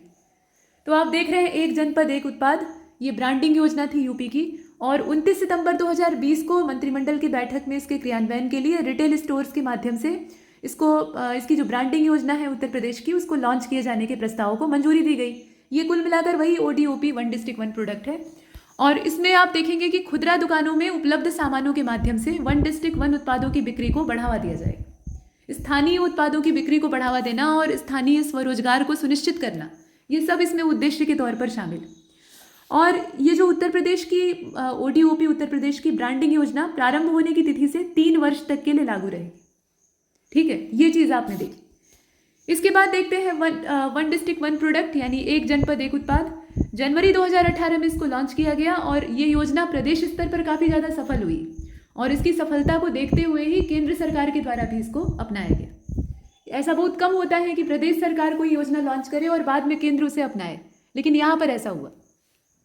इसके बाद मेजर ध्यानचंद विजय पथ योजना है। तो मेजर ध्यानचंद विजय पथ योजना जो है, ये 29 अगस्त यानी ध्यानचंद जी की जो जन्मतिथि है, तो उनकी वर्षगांठ पे ही 2020 के समय में इसको लॉन्च किया गया। अब इसमें ये प्रदेश सरकार की अपनी योजना है। कुल मिलाकर ये उद्देश्य था इसका कि राष्ट्रीय और अंतर्राष्ट्रीय खिलाड़ियों के घर तक सड़क बनाई जाए, जो आवागमन की सुविधा है उसको सहज किया जाए, पक्की सड़कें बनाने का उद्देश्य। और इसमें उत्तर प्रदेश के 19 अंतर्राष्ट्रीय जो खिलाड़ी हैं, उनके घरों तक ये पक्की सड़कें बनाए जाएंगी। ये आपने देखा। अब आगे चलते हैं। यहाँ देखें आप, आत्मनिर्भर उत्तर प्रदेश रोजगार कार्यक्रम, और ये तारीख आप देखें 26 जून 2020 की। लॉकडाउन का समय चल रहा था, छुआछूत यानी कोरोना का प्रकोप फैला हुआ था, तो वीडियो कॉन्फ्रेंसिंग के माध्यम से ही योजनाएं शुरू की जा रही थी, शुभारंभ हो रहा था। तो ये वाली योजना भी वर्चुअली ही लॉन्च हुई थी। और यहाँ आप देख रहे हैं कि गरीब कल्याण रोजगार अभियान के अंतर्गत इसको, मतलब ये जो कार्यक्रम है अपना आत्मनिर्भर उत्तर प्रदेश रोजगार कार्यक्रम, इसको शुरू किया गया। उद्देश्य था कि विस्थापित श्रमिक जो कि कोरोना की वजह से, महामारी की वजह से अपना रोजगार गंवा चुके हैं, तो उनको रोजगार दिया जा सके। और कोविड-19 महामारी की वजह से वो बाकी जहाँ भी गए हुए थे कमाने खाने के लिए, वहाँ से भागे चले आए। मुंबई गए हुए थे, गुजरात गए हुए थे, यूपी बिहार के जो मजदूर थे, तो वो यहाँ वापस लौट आए। अब लौट आए हैं तो यहाँ उनके लिए आजीविका का संकट और उनके परिवारों के लिए और ज़्यादा दिक्कत पैदा हो गई, तो उनके लिए ये व्यवस्था की गई थी। इसके बाद बाल श्रमिक विद्या योजना है, और 12 जून 2020 को अंतर्राष्ट्रीय बाल श्रम निषेध दिवस जो होता है, मनाया जाता है। उसी के मौके पर योगी जी के द्वारा इसको लॉन्च किया गया। यह है बाल श्रमिक विद्या योजना, और इसमें जो चयनित लड़के और लड़कियां होंगे, सरकार के द्वारा चयनित किए जाएंगे, उन्हें क्रमशः 1000 रुपये, मतलब लड़कों को 1000 रुपये, लड़कियों को 200 रुपये ज़्यादा दिए जाएंगे। ये मासिक वित्तीय सहायता दी जाएगी। ठीक है, तो ये कुछ आपने देखा। और आगे देखते हैं यहाँ पर ऑनलाइन स्वरोजगार संगम कार्यक्रम 14 मई 2020 को लॉन्च हुआ था योगी जी के द्वारा, और इसमें 56,754 उद्यमियों को 2,002 करोड़ 49 लाख रुपए 2,002 करोड़ 49 लाख रुपए का ऋण ऑनलाइन वितरित किया गया था। ये एक बड़ी चीज़। और उसके साथ साथ आप देखेंगे कि MSME साथी पोर्टल और मोबाइल एप्लीकेशन का भी शुभारंभ यहाँ पर किया गया था, मतलब एक वेब पोर्टल और एक ऐप भी लॉन्च किया गया। इसके बाद है प्रवासी राहत मित्र एप्लीकेशन। ये तारीख आप देख रहे हैं 8 मई 2020 की है। लोकार्पित किया गया इसे मुख्यमंत्री जी के द्वारा, और राजस्व विभाग का जो यहाँ देखें, राजस्व विभाग के राहत आयुक्त कार्यालय के द्वारा इसको तैयार किया गया था। ठीक है, ये चूंकि एक एप्लीकेशन है, तो माफ कीजिएगा, राहत आयुक्त कार्यालय जो है राजस्व विभाग का, उसके माध्यम से इस एप्लीकेशन को तैयार किया गया था, और UNDP यानी वही अपना यूनाइटेड नेशन डेवलपमेंट प्रोग्राम, उसके सहयोग से इसको विकसित किया गया था। मतलब इसमें UNDP भी जो है वो सहयोगी। तो अब आगे चलते हैं। यहाँ देखें आप युवाओं के लिए इंटर्नशिप को, और ये जो योजना है ये 9 फरवरी 2020 की है। राज्य में जो 10वीं और 12वीं तथा स्नातक स्तर के छात्र हैं, उनको रोजगार के बढ़िया अवसर मुहैया हो सके, इसके लिए इसी वर्ष से 2020 से इंटर्नशिप योजना को शुरू करने की घोषणा की गई। अब इसमें जो योजना का पूरा प्रावधान है, उसमें छात्रों को विभिन्न तकनीकी शैक्षिक संस्थानों तथा उद्योगों से जोड़ा जाएगा। इसके बाद M passport mobile police application, यहाँ देखें आप 28 सितंबर 2019 तारीख थी, इसको लॉन्च किया गया। ठीक है, M passport mobile police application. और पासपोर्ट निर्गमन के लिए पुलिस वेरिफिकेशन की प्रक्रिया में जो लंबा चौड़ा वक्त लगता था, इसमें पुलिस और प्रशासन का भी वक्त जाया होता था, और जिस नागरिक का है उसके लिए भी समय की बर्बादी। तो उस समय में कमी आएगी, मतलब ये प्रक्रिया जल्दी हो जाएगी और पासपोर्ट कम समय में ही जारी किए जा सकेंगे। तो इससे बेहतर कुछ नहीं हो सकता, बशर्ते कि सुरक्षा मानदंड कड़े रहें। उसके बाद देखें निराश्रित बेसहारा गोवंश सहभागिता योजना। ठीक है। अब इसे मंजूरी मिली थी 6 अगस्त 2019 को, और इसमें जो इच्छुक कृषक, पशुपालक या अन्य व्यक्ति हैं, उनको जितने भी निराश्रित छुट्टा पशु हैं, छुट्टा मवेशी हैं, जो कि ऐसे सड़कों पर टहलते रहते हैं और लोगों के लिए संकट बन जाते हैं, खुद उनके भी जान पर संकट मंडराता रहता है, तमाम तरह की दिक्कतें झेलते हैं, कचरे खाते हैं, तो उनको सुपुर्द किया जाएगा पालने के लिए जो इच्छुक है उसको। ठीक है, ये एक चीज़।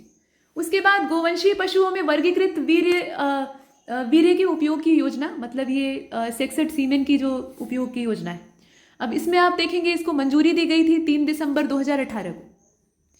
अब इसमें जो प्रजनन योग्य स्वदेशी नस्ल है, उसके गोवंशीय पशुओं का जो वीर्य है, सीमन है, उसके प्रयोग द्वारा इसको संचालित किया जाएगा। तो ये एक चीज़ है। नस्ल सुधार इसमें भी एक बड़ी वजह है। ठीक है, ये एक चीज़ आपने देखी। उसके बाद आगे बढ़ते हैं और यहाँ पर आप देख रहे हैं डायल FIR योजना। पहले जो सीमन कलेक्शन वाला प्रोग्राम था वो पहले ऐसे नहीं चलता था, मतलब इस तरह की उन्नत सुविधाएं गांव गिराव के स्तर पर मौजूद नहीं थी। तो होता क्या था कि प्रत्येक ग्राम स्तर पर या कम से कम एक ब्लॉक स्तर पर कुछ भैंसे और कुछ सांड जो है वो गांव के मुखियाओं को दिए जाते थे पालने के लिए, और उनका जो पीछे का पुट्ठा होता था, पैर होता था, उस पर ऐसे नंबर जड़े हुए होते थे। ठीक है, ऐसे 50 नंबर, 40 नंबर, वो उस भैंसे या उस सांड का नंबर होता था, और उसी नंबर से उसकी पहचान होती थी कि अच्छा ये सरकारी मवेशी। और ये नस्ल सुधारने के लिए जो मुखिया जी हैं या सरपंच हैं उनको दिया गया है। और मज़े की बात ये होती थी कि वो जाकर छुट्टा किसी भी किसान के खेत में कुछ भी खा लेता था और उसको कोई कुछ बोलता नहीं था, क्योंकि सबसे उसका काम रहता था। ठीक है, तो ये एक चीज़ है। अब नई व्यवस्था आ गई। इसके बाद आगे चलते हैं। यहाँ देखें आप डायल FIR योजना। ऐसे कोई छुट्टा सांड घुस जाए तो लोग मार मार कर अधमरा कर देंगे, मतलब किसान। लेकिन उसके लिए फिर ऐसा नहीं होता था, कोई भी उसे मारने में हिचकिचाता था। तो डायल FIR योजना को देख रहे हैं आप। सितंबर 2018 में उत्तर प्रदेश पुलिस ने भारत में पहली बार EFIR या फिर डायल FIR, वही बात है, उसको लॉन्च किया। अब इसमें क्या हुआ, ऑनलाइन रिपोर्ट और FIR दर्ज करने में मदद करना इसका पर्पज है। नाम से क्लियर है, EFIR नाम यहाँ दिखाई दिया तो समझ में आ ही जाएगा कि ऑनलाइन FIR दर्ज करने का पर्पज। इसके बाद आप देखें मुख्यमंत्री आवास योजना ग्रामीण क्षेत्रीय है। फरवरी 2018 की बात है, इस योजना को शुरू किया गया था। उद्देश्य है कि जो गरीब और बेघर लोग हैं उनको आवास मिल सके। आगे देखें सबला योजना। 22 फरवरी 2011 को ये योजना शुरू हुई थी, काफ़ी पुरानी। 22 जिलों में पायलट प्रोजेक्ट के तौर पे 11 से 18 वर्ष की जो किशोरियां हैं, स्कूल नहीं जा सकती हैं, उनके लिए लॉन्च किया गया था। ठीक है, और न सिर्फ स्कूल भेजना उद्देश्य था, बल्कि स्वास्थ्य और कौशल संबंधी सुधार लाना भी पर्पज था। शिक्षा तो है ही। इसके अलावा जनेश्वर मिश्र ग्राम योजना, शुरुआत 13 अगस्त 2012 को होती है। लक्ष्मीबाई पेंशन योजना 9 जुलाई 2012। ठीक है, गरीबी रेखा और BPL श्रेणी वाले जो लोग हैं उनके लिए। डॉक्टर राम मनोहर लोहिया समग्र विकास योजना, यहाँ देख रहे हैं आप, शुरुआत इसकी हुई थी 17 मई 2012 को। लोहिया ग्रामीण आवास योजना, शुरुआत इसकी 24 मार्च 2013 को। समाजवादी एम्बुलेंस योजना, शुरुआत कब हुई थी, 14 सितंबर 2012 को। नया सवेरा विकास योजना 18 अगस्त 2012, और इसमें ब्याज रहित ऋण प्रदान करने का उद्देश्य था। इसका नाम पंडित दीनदयाल उपाध्याय नगर विकास योजना आप कर दिया गया है, नाम परिवर्तित हो गया है, ये आप देखें। शिक्षा मित्र वाला तो काफ़ी पुराना है, 2000-2001 वाला है। उसके अलावा पंचायत मित्र, ये भी ठीक ठाक पुरानी स्कीम है, 2 फरवरी 2006 की। कस्तूरबा गांधी बालिका विद्यालय योजना 2004 अगस्त। ठीक है, समय याद रखिएगा इन सबका। बालिका श्री योजना, अनुसूचित जाति और जनजाति की बालिकाओं को बीमा कवर देना, उसके लिए शुरू किया गया था 2006-07 में। समाजवादी पेंशन योजना 5 नवंबर 2014। स्वयं सिद्ध योजना महिलाओं के लिए 2002-2003 में शुरू हुई थी। महामाया गरीब बालिका आशीर्वाद योजना, इसका उद्देश्य था जो BPL परिवार है उसमें वयस्क विवाहों को प्रोत्साहित करना, कम उम्र में लोग लड़कियों का विवाह न करें, और कन्या भ्रूण हत्या को रोकना, ये दोनों इसका पर्पज था। और 4 फरवरी 2009 को इसको लॉन्च किया गया था। अगली योजना है अपनी राष्ट्रीय स्वास्थ्य बीमा योजना, 30,000 रुपये की वार्षिक चिकित्सा मदद। ठीक है, शुरुआत इसकी 1 अप्रैल 2008 को हुई थी। सावित्रीबाई फुले बालिका शिक्षा मदद योजना को आप देख रहे हैं, 4 फरवरी 2009। संजीवनी परिवहन योजना, ग्रामीण क्षेत्रों में माँ और बच्चे को वाहन की सुविधा उपलब्ध कराना, 1 फरवरी 2009 से इस योजना को लॉन्च किया गया था। सलोनी स्वास्थ्य किशोरी योजना, 10 से लेकर 19 वर्ष की आयु की जो बालिकाएं हैं उनके लिए दिसंबर 2008 में इस योजना को शुरू किया गया था। और उसी क्रम में व्यापारी दुर्घटना बीमा योजना को आप देख रहे हैं, शुरुआत इसकी नवंबर 2008 में हुई थी। ठीक है, ये समय इसका है नवंबर 2008। और इस योजना में होगा क्या कि दुर्घटना में यदि कोई मृत्यु हो जाती है तो उसमें 4 लाख रुपए की सहायता राशि दी जाएगी, लेकिन मरने पर। ठीक है, इसके बाद देखें अंबेडकर समग्र विकास योजना, तो 14 सितंबर 2007, इसमें समय ही पर्याप्त है। वैसे ही आदर्श नगर योजना 2007-8 में, और राष्ट्रीय ग्रामीण स्वास्थ्य मिशन, ये तो आप जानते ही हैं, 2005 10 सितंबर की तारीख 2005, और इसे शुरू किया गया था अपने प्रदेश में। इसके बाद आ जाइए वाणिज्य कर आपके द्वार योजना 2018 1 जुलाई की तारीख, जीएसटी दिवस उसी के मौके पे इसे लॉन्च किया गया और इसे 1 जुलाई से लेकर 31 अगस्त तक के लिए लागू किया गया था। सीमित अवधि के लिए थी, मतलब वही गुड और सर्विसेज टैक्स जो है उसके लागू होने के 1 वर्ष के पूरे होने की अवधि के उपलक्ष्य में इसको मनाया गया था। इसके अलावा आप देख रहे हैं ये हार्ड कुक्ड फूड योजना है। ये आप देखें इसमें 29 मई 2018 इसको संपन्न उत्तर प्रदेश मंत्रिमंडल की जो बैठक है उसमें काफ़ी समय से ये बंद रही योजना थी, हार्ड कुक्ड फूड योजना। इसको फिर से शुरू किए जाने का फैसला लिया गया और बेसिक स्कूलों में जो मिड डे मील है, मतलब मिड डे मील योजना पहले से ही चल रही है, तो उसके साथ इसको जोड़ा जाएगा और बेसिक स्कूलों और साथ में जो आंगनबाड़ी केंद्र हैं वहाँ पर ये भोजन पकाया जाएगा और बच्चों को दिया जाएगा। तो स्वास्थ्य भी सुनिश्चित होगा और बच्चे इसी लालच में ही सही लेकिन स्कूल से जुड़ेंगे। उसके बाद मुख्यमंत्री युवा स्वरोजगार योजना, शिक्षित युवा बेरोजगारों को स्वरोजगार स्थापित करने के लिए 19 फरवरी 2020 को इसको शुरू किया गया और 25 लाख रुपए इसमें आप देखेंगे कि जो उद्योग क्षेत्र की इकाई है उसको स्थापित करने के लिए दिया जाएगा। जैसे कि कंप्यूटर केंद्र आप खोल सकते हैं, कोई टेंट हाउस खोल सकते हैं, मतलब कोई भी उद्यम आप लगा सकते हैं और उसके लिए 10 लाख रुपए तक की ऋण की भी व्यवस्था है। तो ये सब आप देखें। इसके बाद देखें मुख्यमंत्री समग्र ग्राम विकास योजना को, इसको शुरू किया गया था जनवरी 2018 में और सीमावर्ती क्षेत्र पर स्थित उपेक्षित ग्रामों का सर्वांगीण विकास करना इस योजना का एकमात्र उद्देश्य था। आगे आप देखें किशोरी बालिका योजना, शुरुआत इसकी हुई थी उत्तर प्रदेश के मुख्यमंत्री जी के द्वारा 21 फरवरी 2019 को और इसमें प्रदेश सरकार के द्वारा किशोर बालिकाओं को सेहत संबंधी जरूरी जो खाद्य पदार्थ हैं वो दिए जाएंगे। ठीक है, किशोरियाँ जो हैं उनके लिए स्वास्थ्य सुनिश्चित करना पोषण के माध्यम से, ये इसका उद्देश्य। आदर्श नगर योजना, इसे मुख्यमंत्री थी उस समय सुश्री मायावती जी, उनके समय में शुरू किया गया था और 2007-8 का समय, तो समय याद रखिएगा। उसके बाद मुख्यमंत्री सामूहिक विवाह योजना को देख लीजिए, सर्वधर्म समभाव और सामाजिक समरसता को बढ़ावा देने के लिए इसको संचालित किया गया अक्टूबर 2017 से और उद्देश्य था कि प्रदेश में जो गरीबी रेखा से नीचे जीवन यापन करने वाले परिवार हैं उन सभी वर्ग के व्यक्तियों की पुत्रियों की शादी के लिए समाज कल्याण विभाग के अंतर्गत ये योजना संचालित होगी और इस योजना में सरकार के एक जोड़े पर कुल 35,000 रुपये की धनराशि व्यय, मतलब सरकार जो है वो एक जोड़े पर कुल 35,000 रुपये की धनराशि खर्च करेगी। ठीक है, अब शादी में लाखों रुपए फूंकने वाले जो लोग हैं उन्हें लगेगा कि 35,000 में क्या होगा, लेकिन फिजूल का तामझाम जुटाना इसमें उद्देश्य नहीं है, बल्कि एक घर को बसा देना और एक परिवार को सहारा देना, ये सरकार का उद्देश्य है। तो उसके लिए जितना काम भर खर्चा हो सकता है उतना ही। उसके बाद आप देखें यहाँ पर देखिएगा निधि EIR योजना और ये मुख्यमंत्री जी के द्वारा लॉन्च किया गया था इसे 28 अगस्त 2017 को, national initiative for developing and harnessing innovations entrepreneur in resident, ये पूरा योजना का नाम है, जिसे कि हम EIR योजना कहते हैं, निधि EIR। ठीक है, तो अग्रणी इंजीनियरिंग कॉलेज जो प्रदेश के हैं उनके ऐसे 11 छात्रों को चयनित करने का उद्देश्य है जिनके की आइडियाज़ बहुत इनोवेटिव हैं, अनोखे हैं, नए हैं और उपयोगी। इसके बाद देखें एंटी भूमाफिया पोर्टल और खतौनी ऑनलाइन नामांतरण पोर्टल जो है उसको लॉन्च किया गया 24 जून 2017 की बात है। इसको आप देखेंगे खतौनी के ऑनलाइन नामांतरण पोर्टल को लोकार्पण इसका किया गया लखनऊ में और इस मौके पर मुख्यमंत्री जी ने खतौनी अंश निर्धारण और खतौनी में आधार सीडिंग का भी शुभारंभ किया। ठीक है, आधार से जुड़ने का मतलब ये होगा कि उसमें धांधली संभव नहीं हो पाएगी। इसके बाद आप देखेंगे मुखबिर योजना, ये रही, तो इसे भी मुख्यमंत्री जी के द्वारा ही लॉन्च किया गया था लखनऊ से। कन्या भ्रूण हत्या को रोकना इसका उद्देश्य है। मुखबिर मतलब क्या, जो सुराग दे कहीं से ले आकर, मतलब कहीं से कुछ जानकारी, कोई भेद दे। तो यहाँ पर कन्या भ्रूण हत्या अगर कोई करवाना चाह रहा है या लिंग परीक्षण अवैध तरीके से करवा रहा है या ऐसी गतिविधि कहीं पर संचालित हो रही है तो उसकी सूचना देने वाले से संबंधित ये योजना है। इसके बाद आप देखेंगे यहाँ समाजवादी किसान सर्वहित बीमा योजना।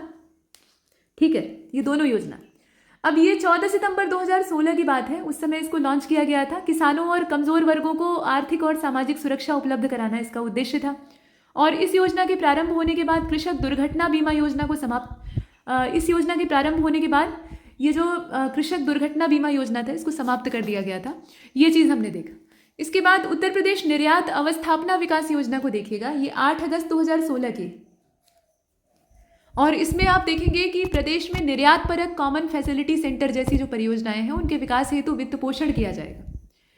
साथ में आप आगे बढ़ें, यहाँ देखें उत्तर प्रदेश लघु और मध्यम उद्योग ब्याज उपादान योजना 2016।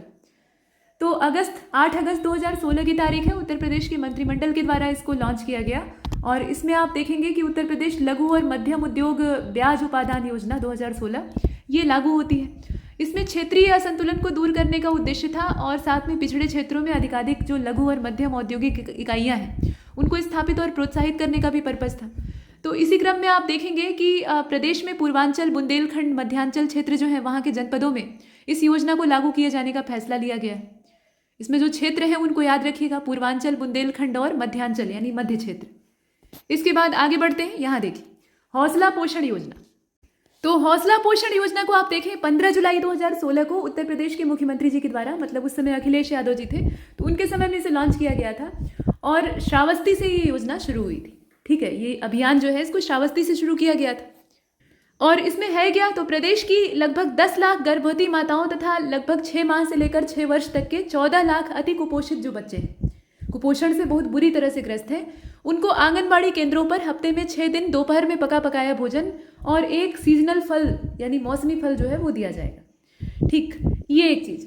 इसके बाद मुख्यमंत्री किसान और सर्वहित बीमा योजना को आप देख रहे हैं, इसे प्रारंभ करने की घोषणा और इसके लागू होने का समय आप देखिए 1 अप्रैल 2016, वित्तीय वर्ष था वही 2016-17 का, और राजस्व विभाग के द्वारा ये संचालित योजना है। यहाँ आप देखें, ठीक है, राजस्व विभाग के द्वारा संचालित योजना जो पुरानी वाली थी, मतलब कृषक दुर्घटना बीमा योजना, उसका इसने स्थान लिया। तो इसका संबंध जो है वो तो राजस्व से ही है, बीमा का मामला यानी पैसे का मामला। तो ये चीज़ हमने देखा। कुल मिलाकर जिस योजना का इसने स्थान लिया है उसका भी अता पता आपको होना चाहिए, तो वो साथ में दिया हुआ है। इसके बाद आगे चलते हैं, यहाँ देखें जोखिम जीवन व्यक्तिगत दुर्घटना बीमा योजना। 1 सितंबर सन 2000 से उत्तर प्रदेश में पंजीकृत व्यापारियों को दुर्घटना बीमा का लाभ प्रदान किए जाने के लिए सबसे पहले जोखिम जीवन व्यक्तिगत दुर्घटना बीमा योजना को शुरू किया गया था और 30 जून 2016 से इस योजना का नाम बदलकर मुख्यमंत्री व्यापारी दुर्घटना बीमा योजना कर दिया गया। 1 सिटी 1 टिकट योजना को आप देखें। इसके बाद ये लखनऊ और नोएडा शहर में 1 सिटी 1 टिकट योजना की घोषणा की गई थी 2015 में, 24 अप्रैल 2015 में। और एक ही टिकट खरीदने के बाद मेट्रो रेल, सिटी बस और अन्य परिवहन सुविधाओं का लाभ इसमें एक साथ लिया जा सकता है। ये एक बड़ी बात है। तो ये गुजरे जमाने की योजना है। उसके बाद आप देखें यहाँ पर ऑपरेशन कायाकल्प को 2018 की बात है और मुख्यमंत्री जी के नेतृत्व में उत्तर प्रदेश सरकार ने भारत के सबसे बड़े अंतर विभागीय कन्वर्जेंस प्रोग्राम में से एक, ठीक है, ये जो ऑपरेशन कायाकल्प आप देख रहे हैं ये भारत का सबसे बड़ा, सिर्फ प्रदेश का ही नहीं बल्कि भारत का सबसे बड़ा अंतर विभागीय कन्वर्जन प्रोग्राम है। तो इसके अंतर्गत केंद्र और राज्य सरकार के द्वारा विभिन्न मदों, अब विभिन्न मद कौन कौन से हो सकते हैं, जैसे कि समग्र शिक्षा अभियान है, ग्राम पंचायत निधि है या फिर जिला खनिज निधि है, नगरीय क्षेत्र की विभिन्न निधियां हैं, जल जीवन मिशन है, मनरेगा है इत्यादि में विशेष रूप से धनराशि उपलब्ध कराए जाने की व्यवस्था है। और इसमें अंतर विभागीय समन्वय स्थापित करके, मतलब सभी विभागों का आपस में समन्वय रहे, तो वो समन्वय स्थापित करके प्राथमिक और उच्च प्राथमिक विद्यालयों की मूलभूत अवस्थापनात्मक जो सुविधाएं हैं उनको कायाकल्पित किया जाए, मतलब उनको बेहतर से बेहतर बनाया जाए, ये इसका उद्देश्य है। तो ये एक बहुत महत्वाकांक्षी प्रोजेक्ट है। इसके बाद देखें आप यहाँ गोवध निवारण संशोधन अध्यादेश, और ये 2020 का है। इसके प्रारूप को स्वीकृति मिली थी 9 जून 2020 को। अब इसमें पीछे का इतिहास दिया हुआ है। तो गोवध निवारण अधिनियम अपना 1955 वाला उत्तर प्रदेश में 6 जनवरी 1956 को लागू हुआ था और 1956 में इसकी नियमावली बनती है। 1958, 61, 79 और 2002 में इस समय दिया हुआ है। उस समय इसमें संशोधन भी होता है। नियमावली में आप देखेंगे कि संशोधन हुआ था, देखिए अधिनियम में जो संशोधन का समय है ना वो दिया हुआ है। अधिनियम में कब कब संशोधन हुआ, 58 में हुआ, 61 में हुआ, 79 में हुआ और 2002 में हुआ। और जो उसकी नियमावली थी उसमें 64 और 79 में एक बार संशोधन हुआ है, लेकिन अधिनियम में कुछ न कुछ विसंगतियां बनी रही, तो इसीलिए अब यहाँ पर ये संशोधन किया गया और ये अध्यादेश आया, तो इसको आपने देखा। इसके बाद Uttar Pradesh startup policy 2020 cabinet के द्वारा इसको मंजूरी दी गई 8 जुलाई 2020 को। उद्देश्य इसका था छात्रों को उनकी शिक्षा के प्रारंभिक वर्षों के दौरान उद्यमिता का हुनर सीखने के लिए विद्यालय स्तर पर ही प्रोत्साहित किया जाए, मतलब उस तरह का माहौल बना के दिया जाए। और इस नीति का उद्देश्य अगले 5 वर्षों में राज्य भर में 10,000 से भी ज़्यादा स्टार्टअप्स जो है उनकी स्थापना, ठीक है, स्थापना और उनके लिए परिस्थितियों का निर्माण करना, दोनों ही है। तो ये एक चीज़। और नई स्टार्टअप नीति अधिसूचना की तारीख से 5 साल तक के लिए लागू रहेगी। ये तो स्टार्टअप पॉलिसी को ही आप देख रहे हैं ना, तो इसमें आप देखेंगे कि ये 5 साल यानी 2020, यहाँ आप देख रहे हैं ना मंजूरी का समय इसका कौन सा है, 8 जुलाई 2020 का है। तो 2020 से लेकर ये 2025 तक के लिए लागू रहेगी। और युवाओं के बीच में नवाचार और उद्यमिता की भावना को बढ़ावा देने के लिए उत्तर प्रदेश ने अपनी पहली स्टार्टअप नीति जो है उसकी घोषणा की थी, और ये 2016 की थी। उसके बाद संशोधन इसमें हुआ था 2017 में, अब ये नई वाली है। और इससे पहले वाली जो स्थिति थी उसमें ये बताया जा रहा है कि 20 मई 2020 को प्रदेश सरकार में, मतलब मुख्यमंत्री जी के द्वारा, जो उत्तर प्रदेश स्टार्टअप फंड है उसको लॉन्च किया गया था। और इसे लघु उद्योग विकास बैंक ऑफ इंडिया यानी जो आपका SDBI है उसके द्वारा उसका मैनेजमेंट किया जाना था। और राज्य सरकार के द्वारा जो फंड स्थापित किया गया था उसमें आप देखेंगे कि जो सूचना प्रौद्योगिकी स्टार्टअप नीति है 2017, उसी के तहत इसको, मतलब फंड की स्थापना की गई। तो यही चीज़ है जो यहाँ पर लिखा हुआ है, वही बात यहाँ पर दोहराई गई है। इसका जो उद्देश्य है उसको आप देख रहे हैं सीधा सीधा, और 5 साल के लिए चलेगी, वो भी ये दिया हुआ है। उत्तर प्रदेश विधि विरुद्ध धर्म संपरिवर्तन प्रतिषेध अध्यादेश 2020, 27 नवंबर को इसको लागू किया गया। मंजूरी मिली थी 24 तारीख को, ठीक है, धर्मांतरण निषेध अध्यादेश। उसके बाद इलेक्ट्रॉनिक्स विनिर्माण नीति है, इसकी घोषणा 18 अगस्त को हुई थी। और उत्तर प्रदेश इलेक्ट्रिक वाहन मैन्युफैक्चरिंग नीति 2019 को 6 अगस्त 2019 को स्वीकृति मिलती, और अपनी अधिसूचना की तारीख से ये 5 साल के लिए वैध होगी, यानी 2025 तक। तो ये इसके बारे में खास। इसके बाद आप देखें निर्यात नीति अपनी, 25 नवंबर 2020 को इसके प्रख्यापन का फैसला लिया गया, 2025 तक चलेगी, 5 साल के लिए ये भी है। और खास बात इसमें क्या है, तो make in Uttar Pradesh, make in India brand के विकास और प्रोत्साहन, और उसके अलावा B2B एक्सचेंज की स्थापना, और भौगोलिक संकेतक पंजीयन GI टैग पंजीयन जो है उसको प्राप्त करने में सहयोग प्रदान करना, ये सब इसमें शामिल है। अगली है डाटा सेंटर नीति अपने प्रदेश की, और इसे मंजूरी दी गई 2021 25 जनवरी को, तारीख आप ध्यान दीजिएगा। बाकी इसके उद्देश्य क्या है, तो 250 मेगावाट डाटा सेंटर उद्योग को स्थापित करना, ये इसमें उद्देश्य है। 20,000 करोड़ रुपए के निवेश को आकृष्ट करना राज्य में, और कम से कम, ठीक है, ज़्यादा हो जाए तो और अच्छा, लेकिन कम से कम 3 अत्याधुनिक निजी डाटा सेंटर पार्क्स इस्टेब्लिश करना, ये भी इसके पर्पज़ में शामिल है। साथ में आप देखें अब यहाँ पर नई जनसंख्या नीति को, और ये कुछ लंबा प्रोग्राम है, 10 साल का है पूरा। तो 2021 से लेकर 2030 इसके लिए इस नई जनसंख्या नीति को लॉन्च किया गया। इससे पहले की स्थिति अगर देखी जाए तो 2000, मतलब सन 2000 में आखिरी बार जनसंख्या नीति को लाया गया था, और उसके बाद उसमें कुछ 2016 तक के लक्ष्य रखे गए थे, 2016 तक की टारगेट रख के उसे बनाया गया था। तो अब बहुत ज़रूरी हो गया था कि नई पॉपुलेशन पॉलिसी बनाया जाए, वो भी तब जब अब देखने में आ रहा है कि प्रदेश की जनसंख्या रिकॉर्ड तोड़ बढ़ती जा रही है। भारत की आबादी तो बढ़ रही थी, वो बढ़ी रही थी, ठीक है, ग्रोथ रेट भले ही हम लोग कहें कि अब मॉडरेट हो गई है या निचले स्तर पर जा रही है, लेकिन वृद्धि अभी भी चल रही है। नए सेंसस के रिकॉर्ड जारी नहीं हुए हैं, नहीं तो जो एकदम वाजिब आंकड़ा है वो सामने आता। लेकिन कुल मिलाकर जो संकेत दिखाई देते हैं उससे यही पता लगता है कि कम से कम प्रदेश में तो विस्फोटक स्थिति है, देश की तो बात ही अलग है। तो इसलिए बहुत आवश्यक था। अब इसमें आप देखें कि प्रस्तावित जन्म दर को प्रदेश में 2026 तक, वैसे तो इसका टारगेट है 2030 तक का, लेकिन बीच में एक लक्ष्य रखा गया है। तो 2026 तक जो जन्म दर है उसको 2.1% पर ले आने का टारगेट है। और नेशनल फैमिली हेल्थ सर्वे का जो 4था संस्करण था उसके हिसाब से यूपी में जो जन्म दर है वो अभी कितनी है, 2.7%। उसको घटाकर 2026 तक हमें पहुंचाना है 2.1 पर। और राष्ट्रीय औसत से अभी अगर देखा जाए वर्तमान में, तो हमारी जो जन्म दर है वो 2.2% जो राष्ट्रीय औसत है उससे कहीं ज़्यादा है। तो हम अंदाज़ा लगा सकते हैं कि कितना इस पर लगाम लगाने की एकदम तत्काल आवश्यकता है। तो ये तो हो गया भाई 2026 तक कम करने का। 2030 में हम लोग क्या करेंगे, 1.9% तक इसको ले आएंगे। अभी कितनी है, अभी है अपनी 2.7, 2026 तक पहुंचाएंगे 2.1, और 2030 तक कितना। अब ये पढ़ने में आसान लगता है लेकिन करने में बहुत मुश्किल है।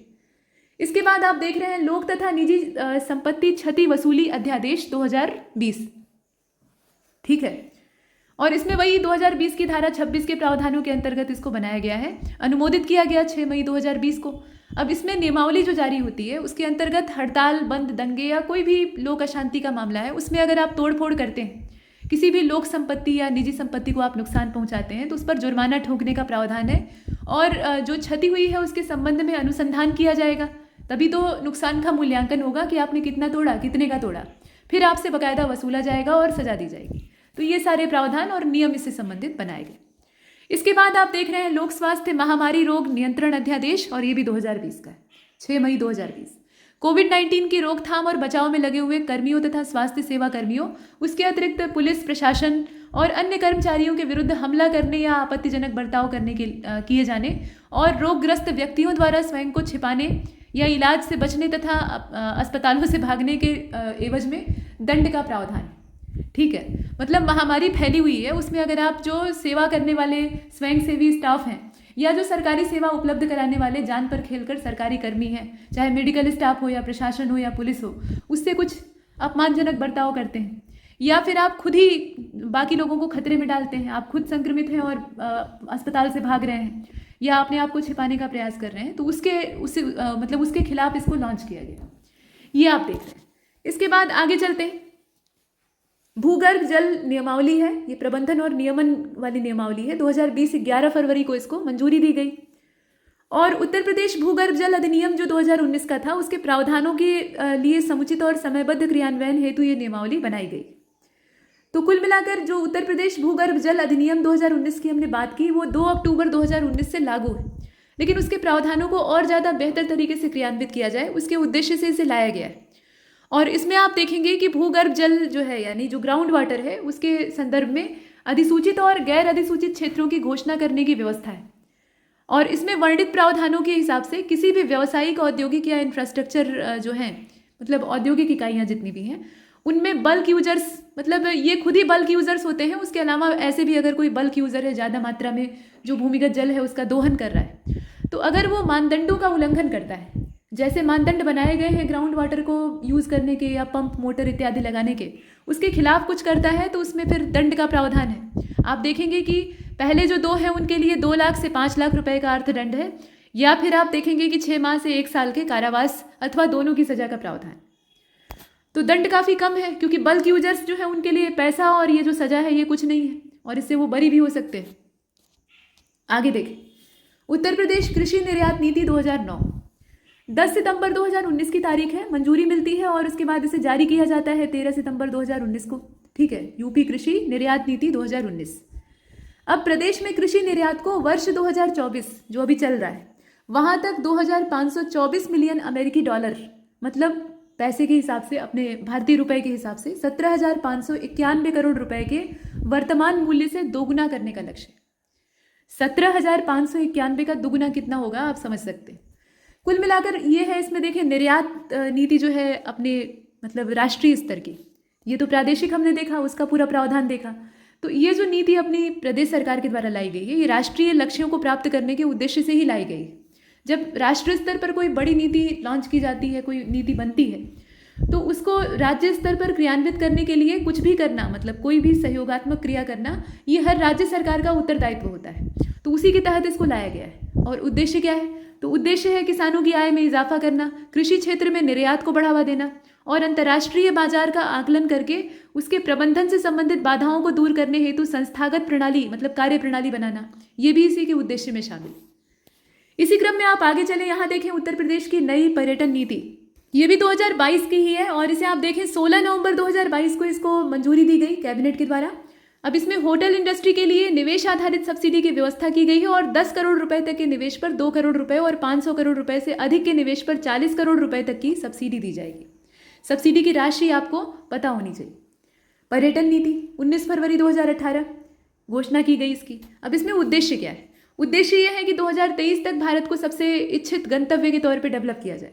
उसके अलावा आप देखें मतलब भारत का सबसे इच्छित गंतव्य किसको विकसित किया जाए? प्रदेश को, क्योंकि ये प्रदेश सरकार की नीति है ना, ये कहने का मतलब। और सालाना 500 करोड़ रुपए तक के निवेश को आकर्षित किया जाए। साथ में प्रतिवर्ष 5 लाख व्यक्तियों को रोजगार उपलब्ध कराने का भी लक्ष्य इसमें रखा गया है। ठीक है, टूरिज्म का अगर विकास होता है, पर्यटन उद्योग अगर विकसित होता है, तो उससे बहुत सारे लोगों की रोजी रोटी जुड़ती है। बहुत से राज्य अपने यहाँ ऐसे हैं जो कि टूरिज्म की ही बदौलत अच्छी खासी इनकम करते हैं, तो उत्तर प्रदेश को भी उसमें शुमार किया जाए, ये पर्पज़। इसके बाद अब आगे चलते हैं और यहाँ पर कुछ और लक्ष्य हैं।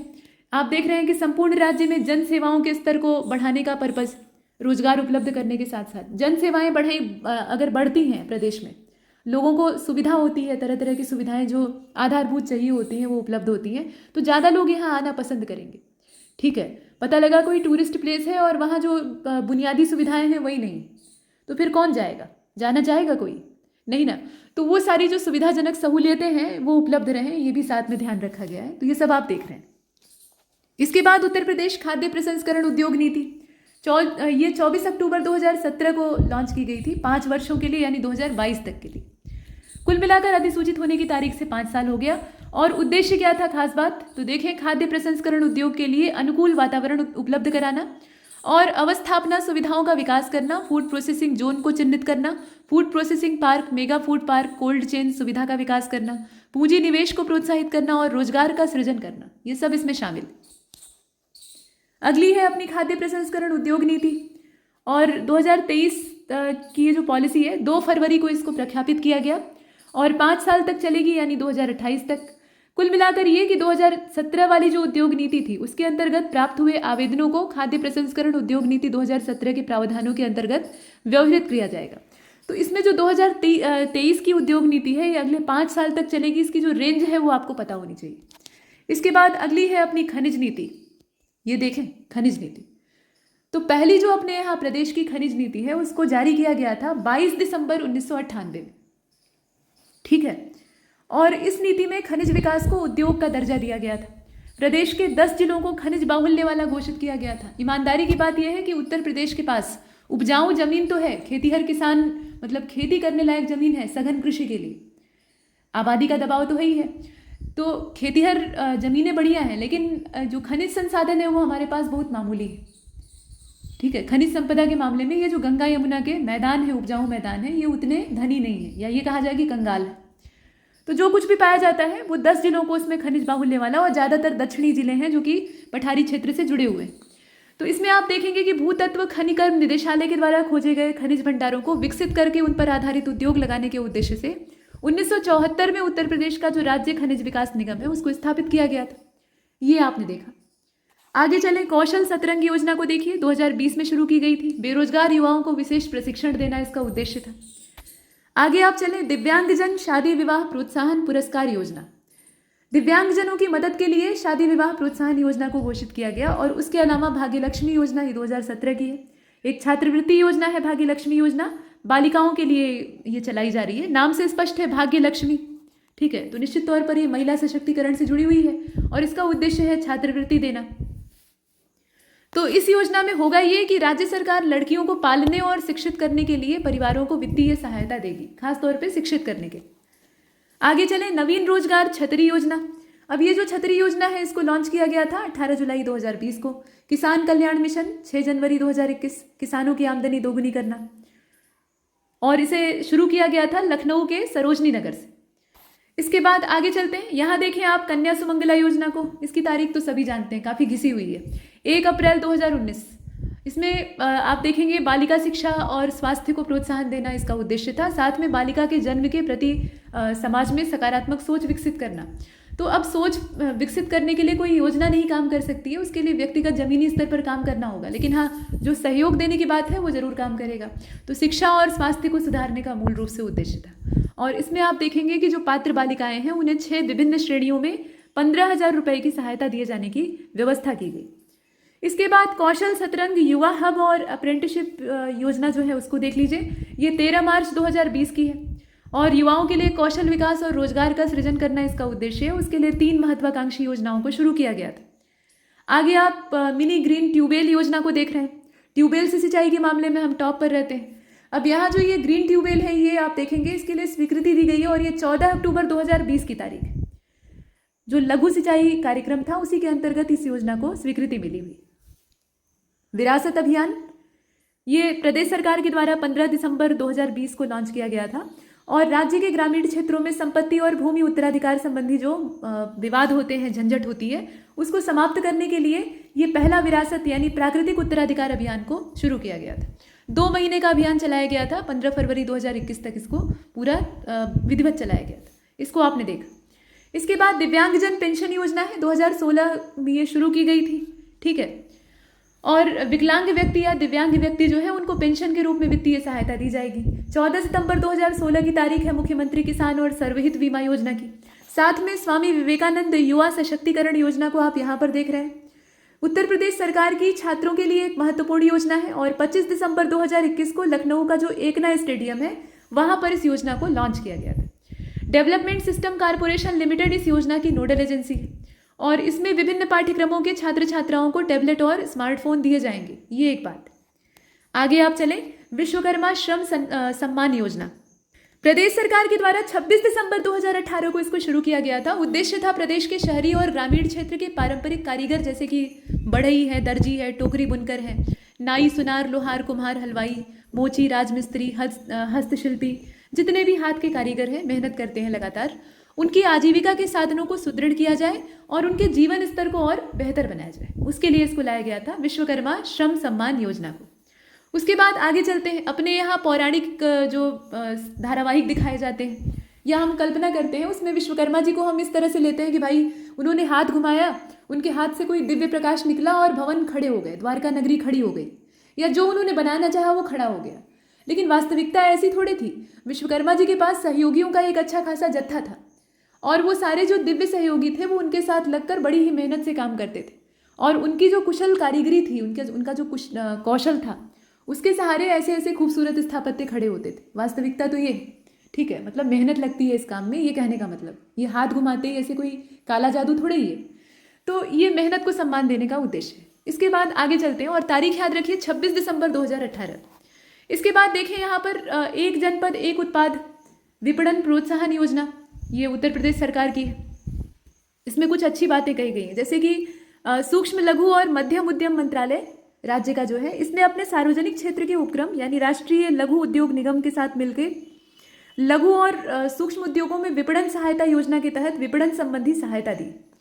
अब जो ODOP है उसी के तहत घोषित उत्पादों की बिक्री के लिए, वन डिस्ट्रिक्ट वन प्रोडक्ट, तो उसके तहत जो घोषित उत्पाद है उसकी बिक्री के लिए हस्तशिल्पी, बुनकर, कारीगर, इन सबको बेहतर मार्केटिंग और उचित मूल्य दिलाना इसका मकसद है, ठीक है। और इसी के लिए ये विपणन योजना को शुरू किया गया है। भाई वन डिस्ट्रिक्ट वन प्रोडक्ट आपने लॉन्च तो कर दिया, तो प्रोडक्ट को आप प्रोत्साहन देंगे लेकिन वो बिकेगा ही नहीं ठीक ढंग से, या उसका औने पौने दाम मिलेगा कुछ ऐसे ही सस्ता सा, तो फिर बात ही क्या रह जाएगी, फिर कौन उसको बनाना चाहेगा। क्योंकि इस तरह के जो हस्त निर्मित उत्पाद होते हैं इनको बनाने में मेहनत लगती है।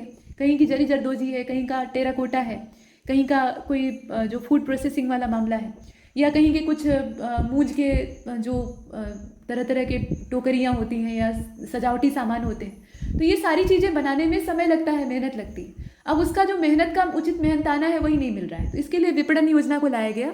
और इसमें आप देखेंगे कि प्रदेश में लगने वाले मेला प्रदर्शनियों में भाग लेने वाले पर, माफ़ कीजिएगा, भाग लेने पर स्टॉल चार्ज का 75%, अधिकतम 50,000 रुपये, माल ढुलाई पर आने वाले खर्च का 75%, अधिकतम 7,500 रुपये, और एक व्यक्ति के आने जाने के लिए ट्रेन के थर्ड AC अथवा AC बस का किराया देने का प्रावधान। ये एक अच्छी सुविधा है, ठीक है, तो इसको आपने देखा। इसके बाद आगे चलते हैं। यहाँ देखें अन्य पिछड़ा वर्ग के व्यक्तियों के लिए प्रशिक्षण, और इसके लिए आप देखेंगे उद्यमिता बढ़ाना ही इसका एकमात्र उद्देश्य है। कौशल विकास संवर्धन के माध्यम से प्रशिक्षण दिया जाएगा और प्रशिक्षण जनपद में 4 माह की अवधि का होगा। कुल 37 प्रशिक्षार्थी इसमें चुने जाएंगे और अभ्यर्थियों को 1 माह का सैद्धांतिक प्रशिक्षण, 3 माह का व्यवहारिक प्रशिक्षण और साथ में विभिन्न जो क्षेत्रीय इकाइयां हैं, सेवा केंद्र हैं, उन पर ये सुविधाएं दी जाएंगी, ठीक है। उसके अलावा टूल किट भी दी जाएगी ताकि वो काम ठीक ढंग से कर सकें।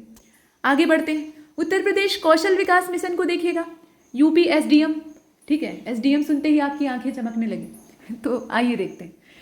तो इसकी स्थापना 2013 में की गई थी। ये उद्योगोन्मुखी जो ट्रेड हैं उसमें युवाओं की कौशल प्रशिक्षण आवश्यकताओं को एकीकृत करने के दृष्टिकोण से लाई गई योजना है, ठीक है, और एक ढांचा विकसित करना इसका उद्देश्य था ताकि कौशल विकास किया जा सके। तो कौशल विकास का नारा कोई एकदम नया नहीं है, काफ़ी पहले से चल रहा है। उसके बाद दिव्यांग पेंशन योजना है, शुभारंभ इसका 2016 में हुआ था। विकलांग व्यक्ति यानी दिव्यांग व्यक्ति जो है उनको लाभ, इससे मतलब आर्थिक लाभ दिया जाएगा। वृद्धावस्था किसान पेंशन योजना, 60 वर्ष या उससे अधिक आयु वर्ग के ऐसे समस्त जो वृद्धजन हैं जिनकी आयु सीमा ग्रामीण क्षेत्र में, माफ कीजिएगा, जिनकी आय सीमा ग्रामीण क्षेत्र में रुपये 46,080 और शहरी क्षेत्र में 56,460 वार्षिक होती है, तो वो पेंशन के लिए पात्र होंगे। मतलब साल भर में इतना ही कमा पाते हैं, ठीक है, ये आप देख रहे हैं। ग्रामीण क्षेत्र में इतना और शहरी क्षेत्र में इतना। शहरी क्षेत्र में तो गुजारा ही नहीं होगा आजकल की जो महंगाई है। तो ये मतलब पेंशन के पात्र होंगे। उसके बाद आप देखें कुष्ठावस्था पेंशन योजना को 2016 में शुरू की गई थी। नया सवेरा योजना ये 19 जून 2017 की है और उद्देश्य था हमारे समाज से बाल श्रम को पूरी तरह से समाप्त करना और जो बाल श्रमिक हैं उनके जीवन में नया सवेरा ले आना।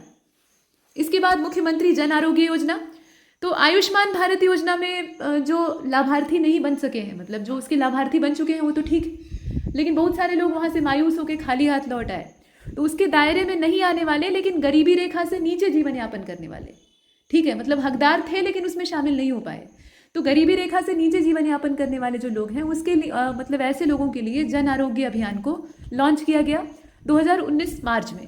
और इस योजना में हीमोग्लोबिन, इसके अलावा यूरिन की जांच, गर्भ की जांच, यूरिन डिपेस्टिक के द्वारा एल्ब्यूमिन, ठीक है, एल्ब्यूमिन की जांच हो सके, और ग्लूकोज की जांच करना, ग्लूकोमीटर, उसके द्वारा ब्लड ग्लूकोज की जांच करना, ये सब चीज़ें, ठीक है, मतलब ब्लड शुगर लेवल और यूरिन से जो शुगर लेवल जांचा जाता है, उसके अलावा एल्ब्यूमिन का जो स्तर है, मतलब प्रारंभिक जो बीमारी के परीक्षण के लिए जांचें होती, जैसे आप सामान्य शरीर में गड़बड़ी अनुभव कर रहे हैं कहीं से भी, तो जब पैथोलॉजी लैब में जाते हैं तो वहाँ पर कुछ आपके सैंपल लिए जाते हैं और उसके बाद जो बेसिक जांच की जाती है वो सब इसके दायरे में आएंगे, ये एक खास बात।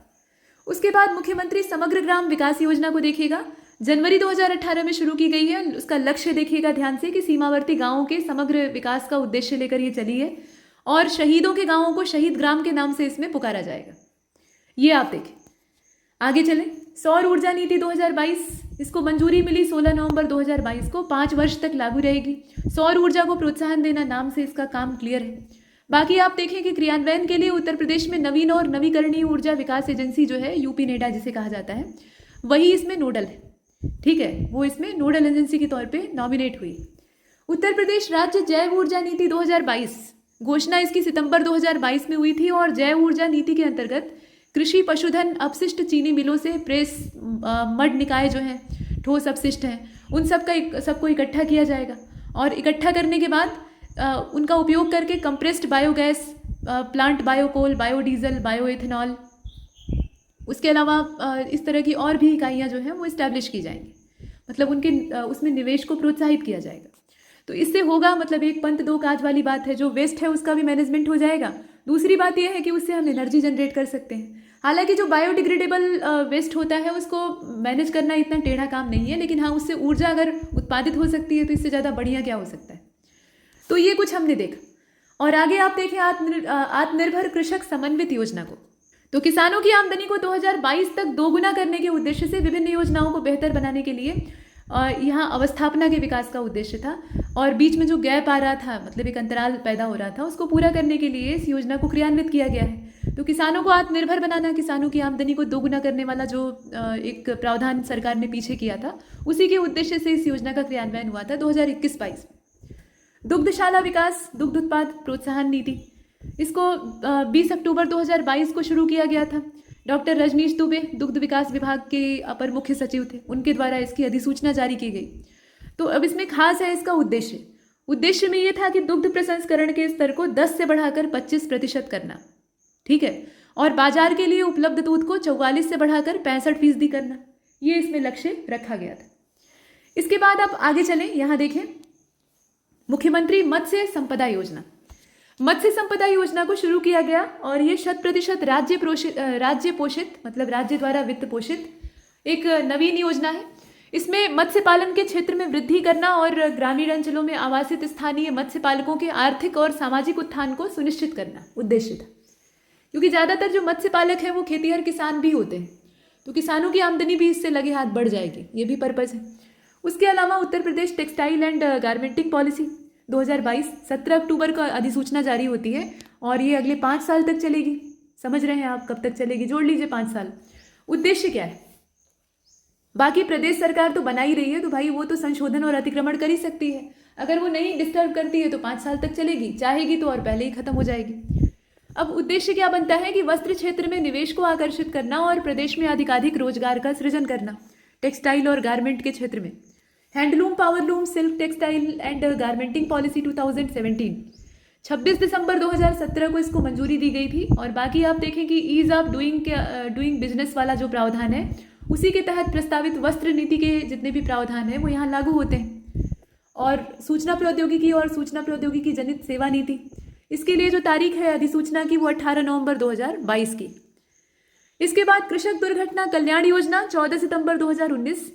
इसमें प्रावधान ये है कि दुर्घटनावश अगर मृत्यु होती है या फिर अपाहिज कोई हो जाता है, अपंग हो जाता है, तो उस दशा में अधिकतम 5 लाख रुपए का प्रावधान दिया जाएगा, मतलब मदद की जाएगी।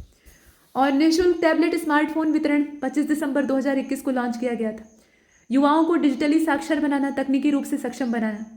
बाबूजी कल्याण सिंह ग्राम उन्नति योजना, बाबूजी कल्याण सिंह ग्राम उन्नति योजना, प्रदेश के सभी गांवों की सड़कों पर सोलर स्ट्रीट लाइट की स्थापना की जाएगी।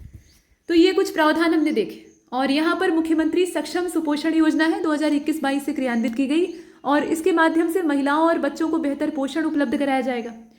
5 साल से कम उम्र के बच्चों और 11 से लेकर 14 साल के बीच की जो उम्र की बालिकाएं हैं, यानी किशोरियाँ जो एनीमिया से पीड़ित हैं, उन्हें सूखे राशन के अलावा पोषाहार भी दिया जाएगा। ठीक है, ये सारी चीज़ें। इसके बाद अब यहाँ चलते हैं आगे। मुख्यमंत्री प्रवासी श्रमिक उद्यमिता विकास योजना 2021-22 का समय कोरोना महामारी के कारण देश में लॉकडाउन जो लागू हुआ था, तो उसके परिणाम स्वरूप जो मतलब बेरोजगार हो गए थे, श्रमिक थे, रोज कमाने रोज खाने वाले, उनकी रोजी रोटी छिन गई थी, तो उन्हें रोजगार उपलब्ध कराना या स्वरोजगार लगाने के लिए खड़ा करना, ये दोनों ही इसका उद्देश्य थे। इसके अलावा मुख्यमंत्री शिक्षुता प्रोत्साहन योजना 2020-21 का समय, और इसमें युवाओं को उद्योगों और एमएसएमई इकाइयों में ऑन जॉब ट्रेनिंग प्रदान करते हुए उन्हें निश्चित अवधि के रोजगार के साथ जोड़ने का उद्देश्य। इसके बाद अगला है अपना किसान ऊर्जा दक्ष कृषि पंप आवंटन योजना, और शुभारंभ इसका किया गया था किसान उदय के अंतर्गत। शबरी संकल्प आपका 2017 में शुरू हुआ, ये कुपोषण मिटाने के उद्देश्य से। ठीक है, 29 जिलों में इसको लॉन्च किया गया था। और उद्योग बंधु योजना जो है ये औद्योगिक इकाइयों की समयबद्ध स्थापना को सुनिश्चित करेगी। मिड डे मील कार्यक्रम उत्तर प्रदेश का ये काफ़ी पुराना है और बार बार पूछा भी गया है, इसको ध्यान दीजिएगा। 15 अगस्त 1995। इसके बाद मुख्यमंत्री पंचायत पुरस्कार योजना है, पंचायत प्रोत्साहन पुरस्कार योजना है, 2017-18 में इसका संचालन किया गया। और इसमें देखेंगे आप कि प्रत्येक वर्ष धनराशि की उपलब्धता के हिसाब से ग्राम पंचायतों को पहला, दूसरा, तीसरा, चौथा और 5वीं श्रेणियों के हिसाब से पुरस्कृत किया जाएगा। ठीक, ये एक चीज। डॉक्टर राम मनोहर लोहिया पंचायत सशक्तिकरण योजना, ई गवर्नेंस की स्थापना के उद्देश्य से, पंचायतों में ई गवर्नेंस की स्थापना के उद्देश्य से इसे लॉन्च किया गया 2016-17 में, और ये पूरी तरह से राज्य सरकार के द्वारा वित्त पोषित है, ये ध्यान दीजिएगा। अब इसके बाद यहाँ देखें पंचायत कल्याण कोष योजना को भी 2022 मार्च में शुरू हुई थी, और इसमें आप देखें ग्राम प्रधान, क्षेत्र पंचायत प्रमुख और जिला पंचायत अध्यक्ष, उसके साथ साथ त्रिस्तरीय पंचायत के समस्त सदस्यों को पद पर रहते हुए मृत्यु की दशा में, अगर पद पे हैं और उनकी असमय मृत्यु हो जाती है, तो उस दशा में परिवार या आश्रित जो उनके हैं उन्हें राज्य वित्त आयोग की आवंटित धनराशि के हिसाब से सहायता दी जाएगी। ठीक है, और सहायता देने के उद्देश्य से ही ये जो कोष है पंचायत कल्याण कोष, इसको लॉन्च किया गया, मतलब इसकी स्थापना की गई।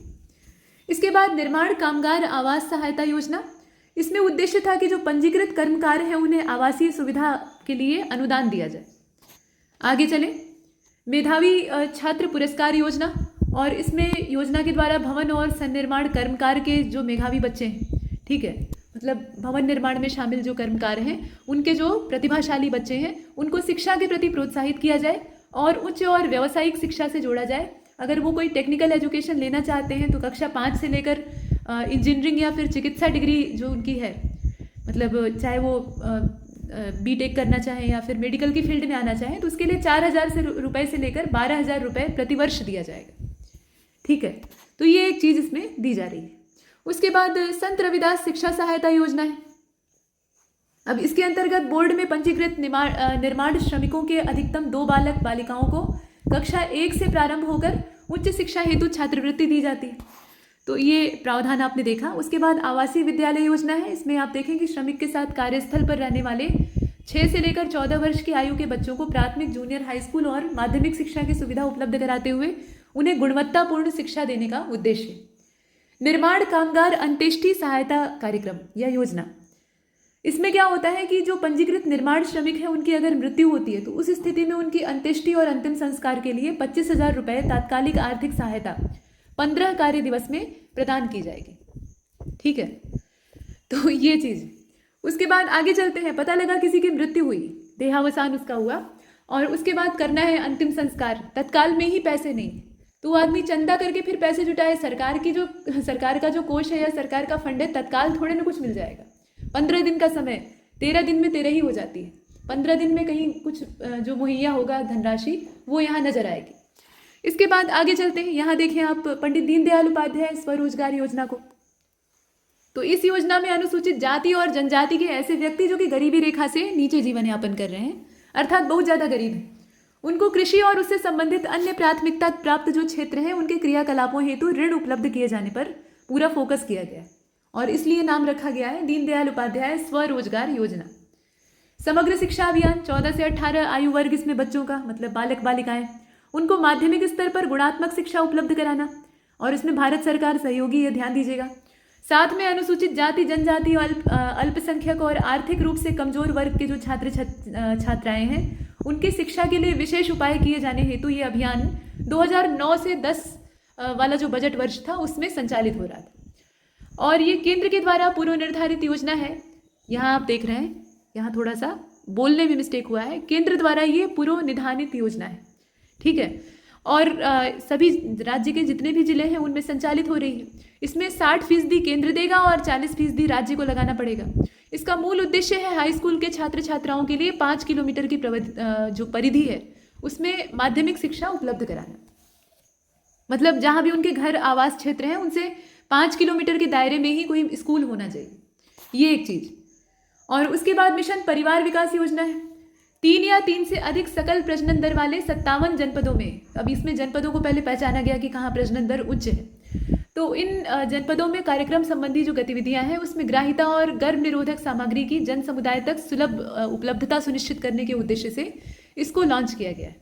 मतलब जो परिवार नियोजन की प्रणाली है वहाँ तक लोगों की पहुँच हो सके। बहुत से क्षेत्र या बस्तियाँ या इलाके ऐसे होते हैं जहाँ जागरूकता ही नहीं है, तो ऐसी परिस्थिति में पहले तो वहाँ सचेत किया जाना आवश्यक है। सिर्फ संसाधन या गर्भ निरोधक गोलियां बांटकर आप प्रजनन दर को धीमा नहीं कर सकते। लोगों के मन में इच्छा जगानी पड़ेगी पहले तो, नहीं तो वहाँ तो वो ईश्वर का उपहार समझकर स्वीकार करते जाते हैं। बहुत सी जगहों पर ऐसा होता है कि महिलाएं उसमें हिस्सेदार नहीं होती, वो नहीं चाहती हैं कि उनके शरीर की दुर्दशा हो और जो पैदा हो चुके हैं उनके साथ कुछ मतलब उनका भली भांति भरण पोषण ना हो पाए। पति जो है वो ठीक ठाक कमा नहीं रहा है, उसमें उन्हें सपोर्ट करना पड़ रहा है, बाहर जाके लोगों का चूल्हा चौका और झाड़ू पोछा करना पड़ रहा है, तो वो नहीं चाहती हैं और पैदा करना, लेकिन लड़के के लालच में उन्हें पैदा करना ही पड़ता है, या जो पुरुष हैं उनके पति हैं या परिवार वाले हैं उनके दबाव में पैदा करना पड़ता है। तो ऐसी परिस्थितियों से निपटना बड़ा ही टेढ़ा काम है। सिर्फ इस सामग्री के वितरण से काम नहीं चलेगा जब तक जागरूकता नहीं चलाई जाएगी। उसके बाद राष्ट्रीय शहरी स्वास्थ्य मिशन, और इसमें आप देखेंगे शहरी क्षेत्रों में विशेष तौर पे शहरी क्षेत्र में आप देखें जो मलिन बस्तियां हैं वहाँ पर रहने वाली आबादी को गुणवत्ता युक्त शिक्षा, निःशुल्क स्वास्थ्य सेवा, ये सब उपलब्ध कराने के उद्देश्य से भारत सरकार के निर्देशों के क्रम में 2013-14 में प्रदेश में राष्ट्रीय शहरी स्वास्थ्य मिशन को शुरू किया गया। ये कुछ आपने देखा। जननी सुरक्षा योजना यहाँ देख रहे हैं आप, समस्त जनपदों में संचालित की जा रही है, और खास बात क्या है कि राज्य स्तरीय राजकीय चिकित्सालय के जनरल वार्ड में संस्थागत प्रसव कराने वाली महिलाओं को ग्रामीण क्षेत्र में 1400 रुपये और शहरी क्षेत्र में 1000 रुपये बीपीएल श्रेणी के घरेलू प्रसव हेतु 500 रुपये सहायता राशि के रूप में दिए जाएंगे। इसके बाद जननी शिशु सुरक्षा कार्यक्रम समस्त जनपदों में अगस्त 2011 से लागू है। सभी गर्भवती महिलाओं और प्रसूताओं को समस्त औषधियां और जांच आदि निःशुल्क प्रदान किए जाएंगे। किशोरी सुरक्षा योजना को देखिएगा तो इसके अंतर्गत प्रदेश में समस्त जनपदों में सरकारी और परिषदीय विद्यालयों में पढ़ने वाली जो कक्षा 6 से लेकर 12 तक की किशोरियां हैं उनको निःशुल्क सैनिटरी नैपकिन का वितरण किया जाता है।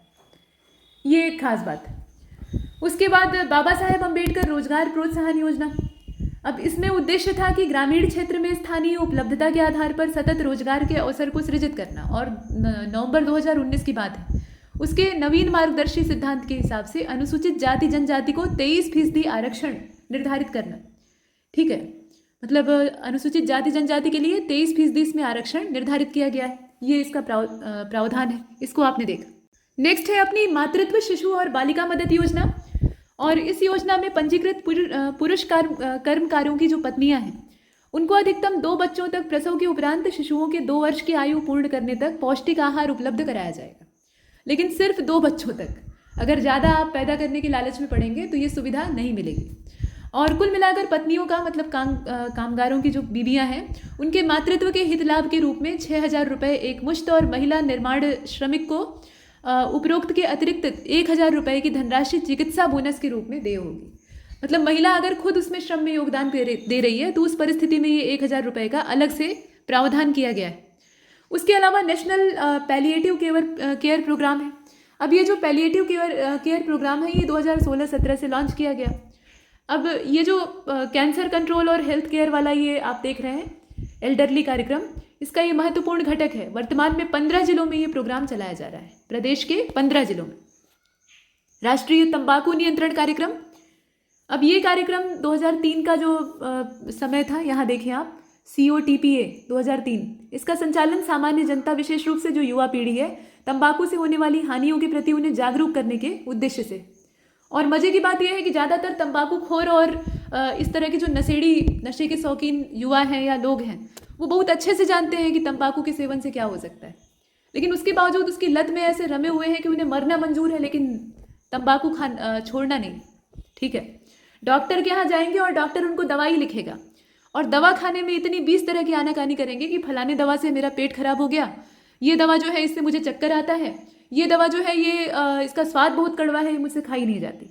और तंबाकू खाते समय एक बार भी नहीं सोचते हैं कि इसका स्वाद कितना कसैला है और ये कितना मुझे नुकसान करेगी। तो जब सोच नहीं बदली जाएगी तब तक चीज़ें सुधरेंगी नहीं। इसके बाद आप देखें निर्यात बाजार हेतु डिज़ाइन वर्कशॉप योजना। तो यह योजना प्रदेश के ऐसे प्रमुख हस्तशिल्प क्षेत्रों में जहां हस्तशिल्पियों के द्वारा निर्यात योग्य उत्कृष्ट कलाकृतियां बनाई जा रही हैं वहां संचालित की जाती है। अब ये निर्यात योग्य कलाकृतियां होनी चाहिए, ये नहीं कि ऐसे ही कोई ठूठी बतख और बिना सींग वाला बैल गढ़ दिया, मतलब अच्छी कलाकृतियां होनी चाहिए। तो और 15 दिवसीय प्रशिक्षण कार्यक्रम भी इसमें होगा। प्रति कार्यक्रम 20 शिल्पी जो है वो प्रतिभाग करते हैं। तो ये कुछ इसमें कार्यक्रम है, इसे आपने देखा।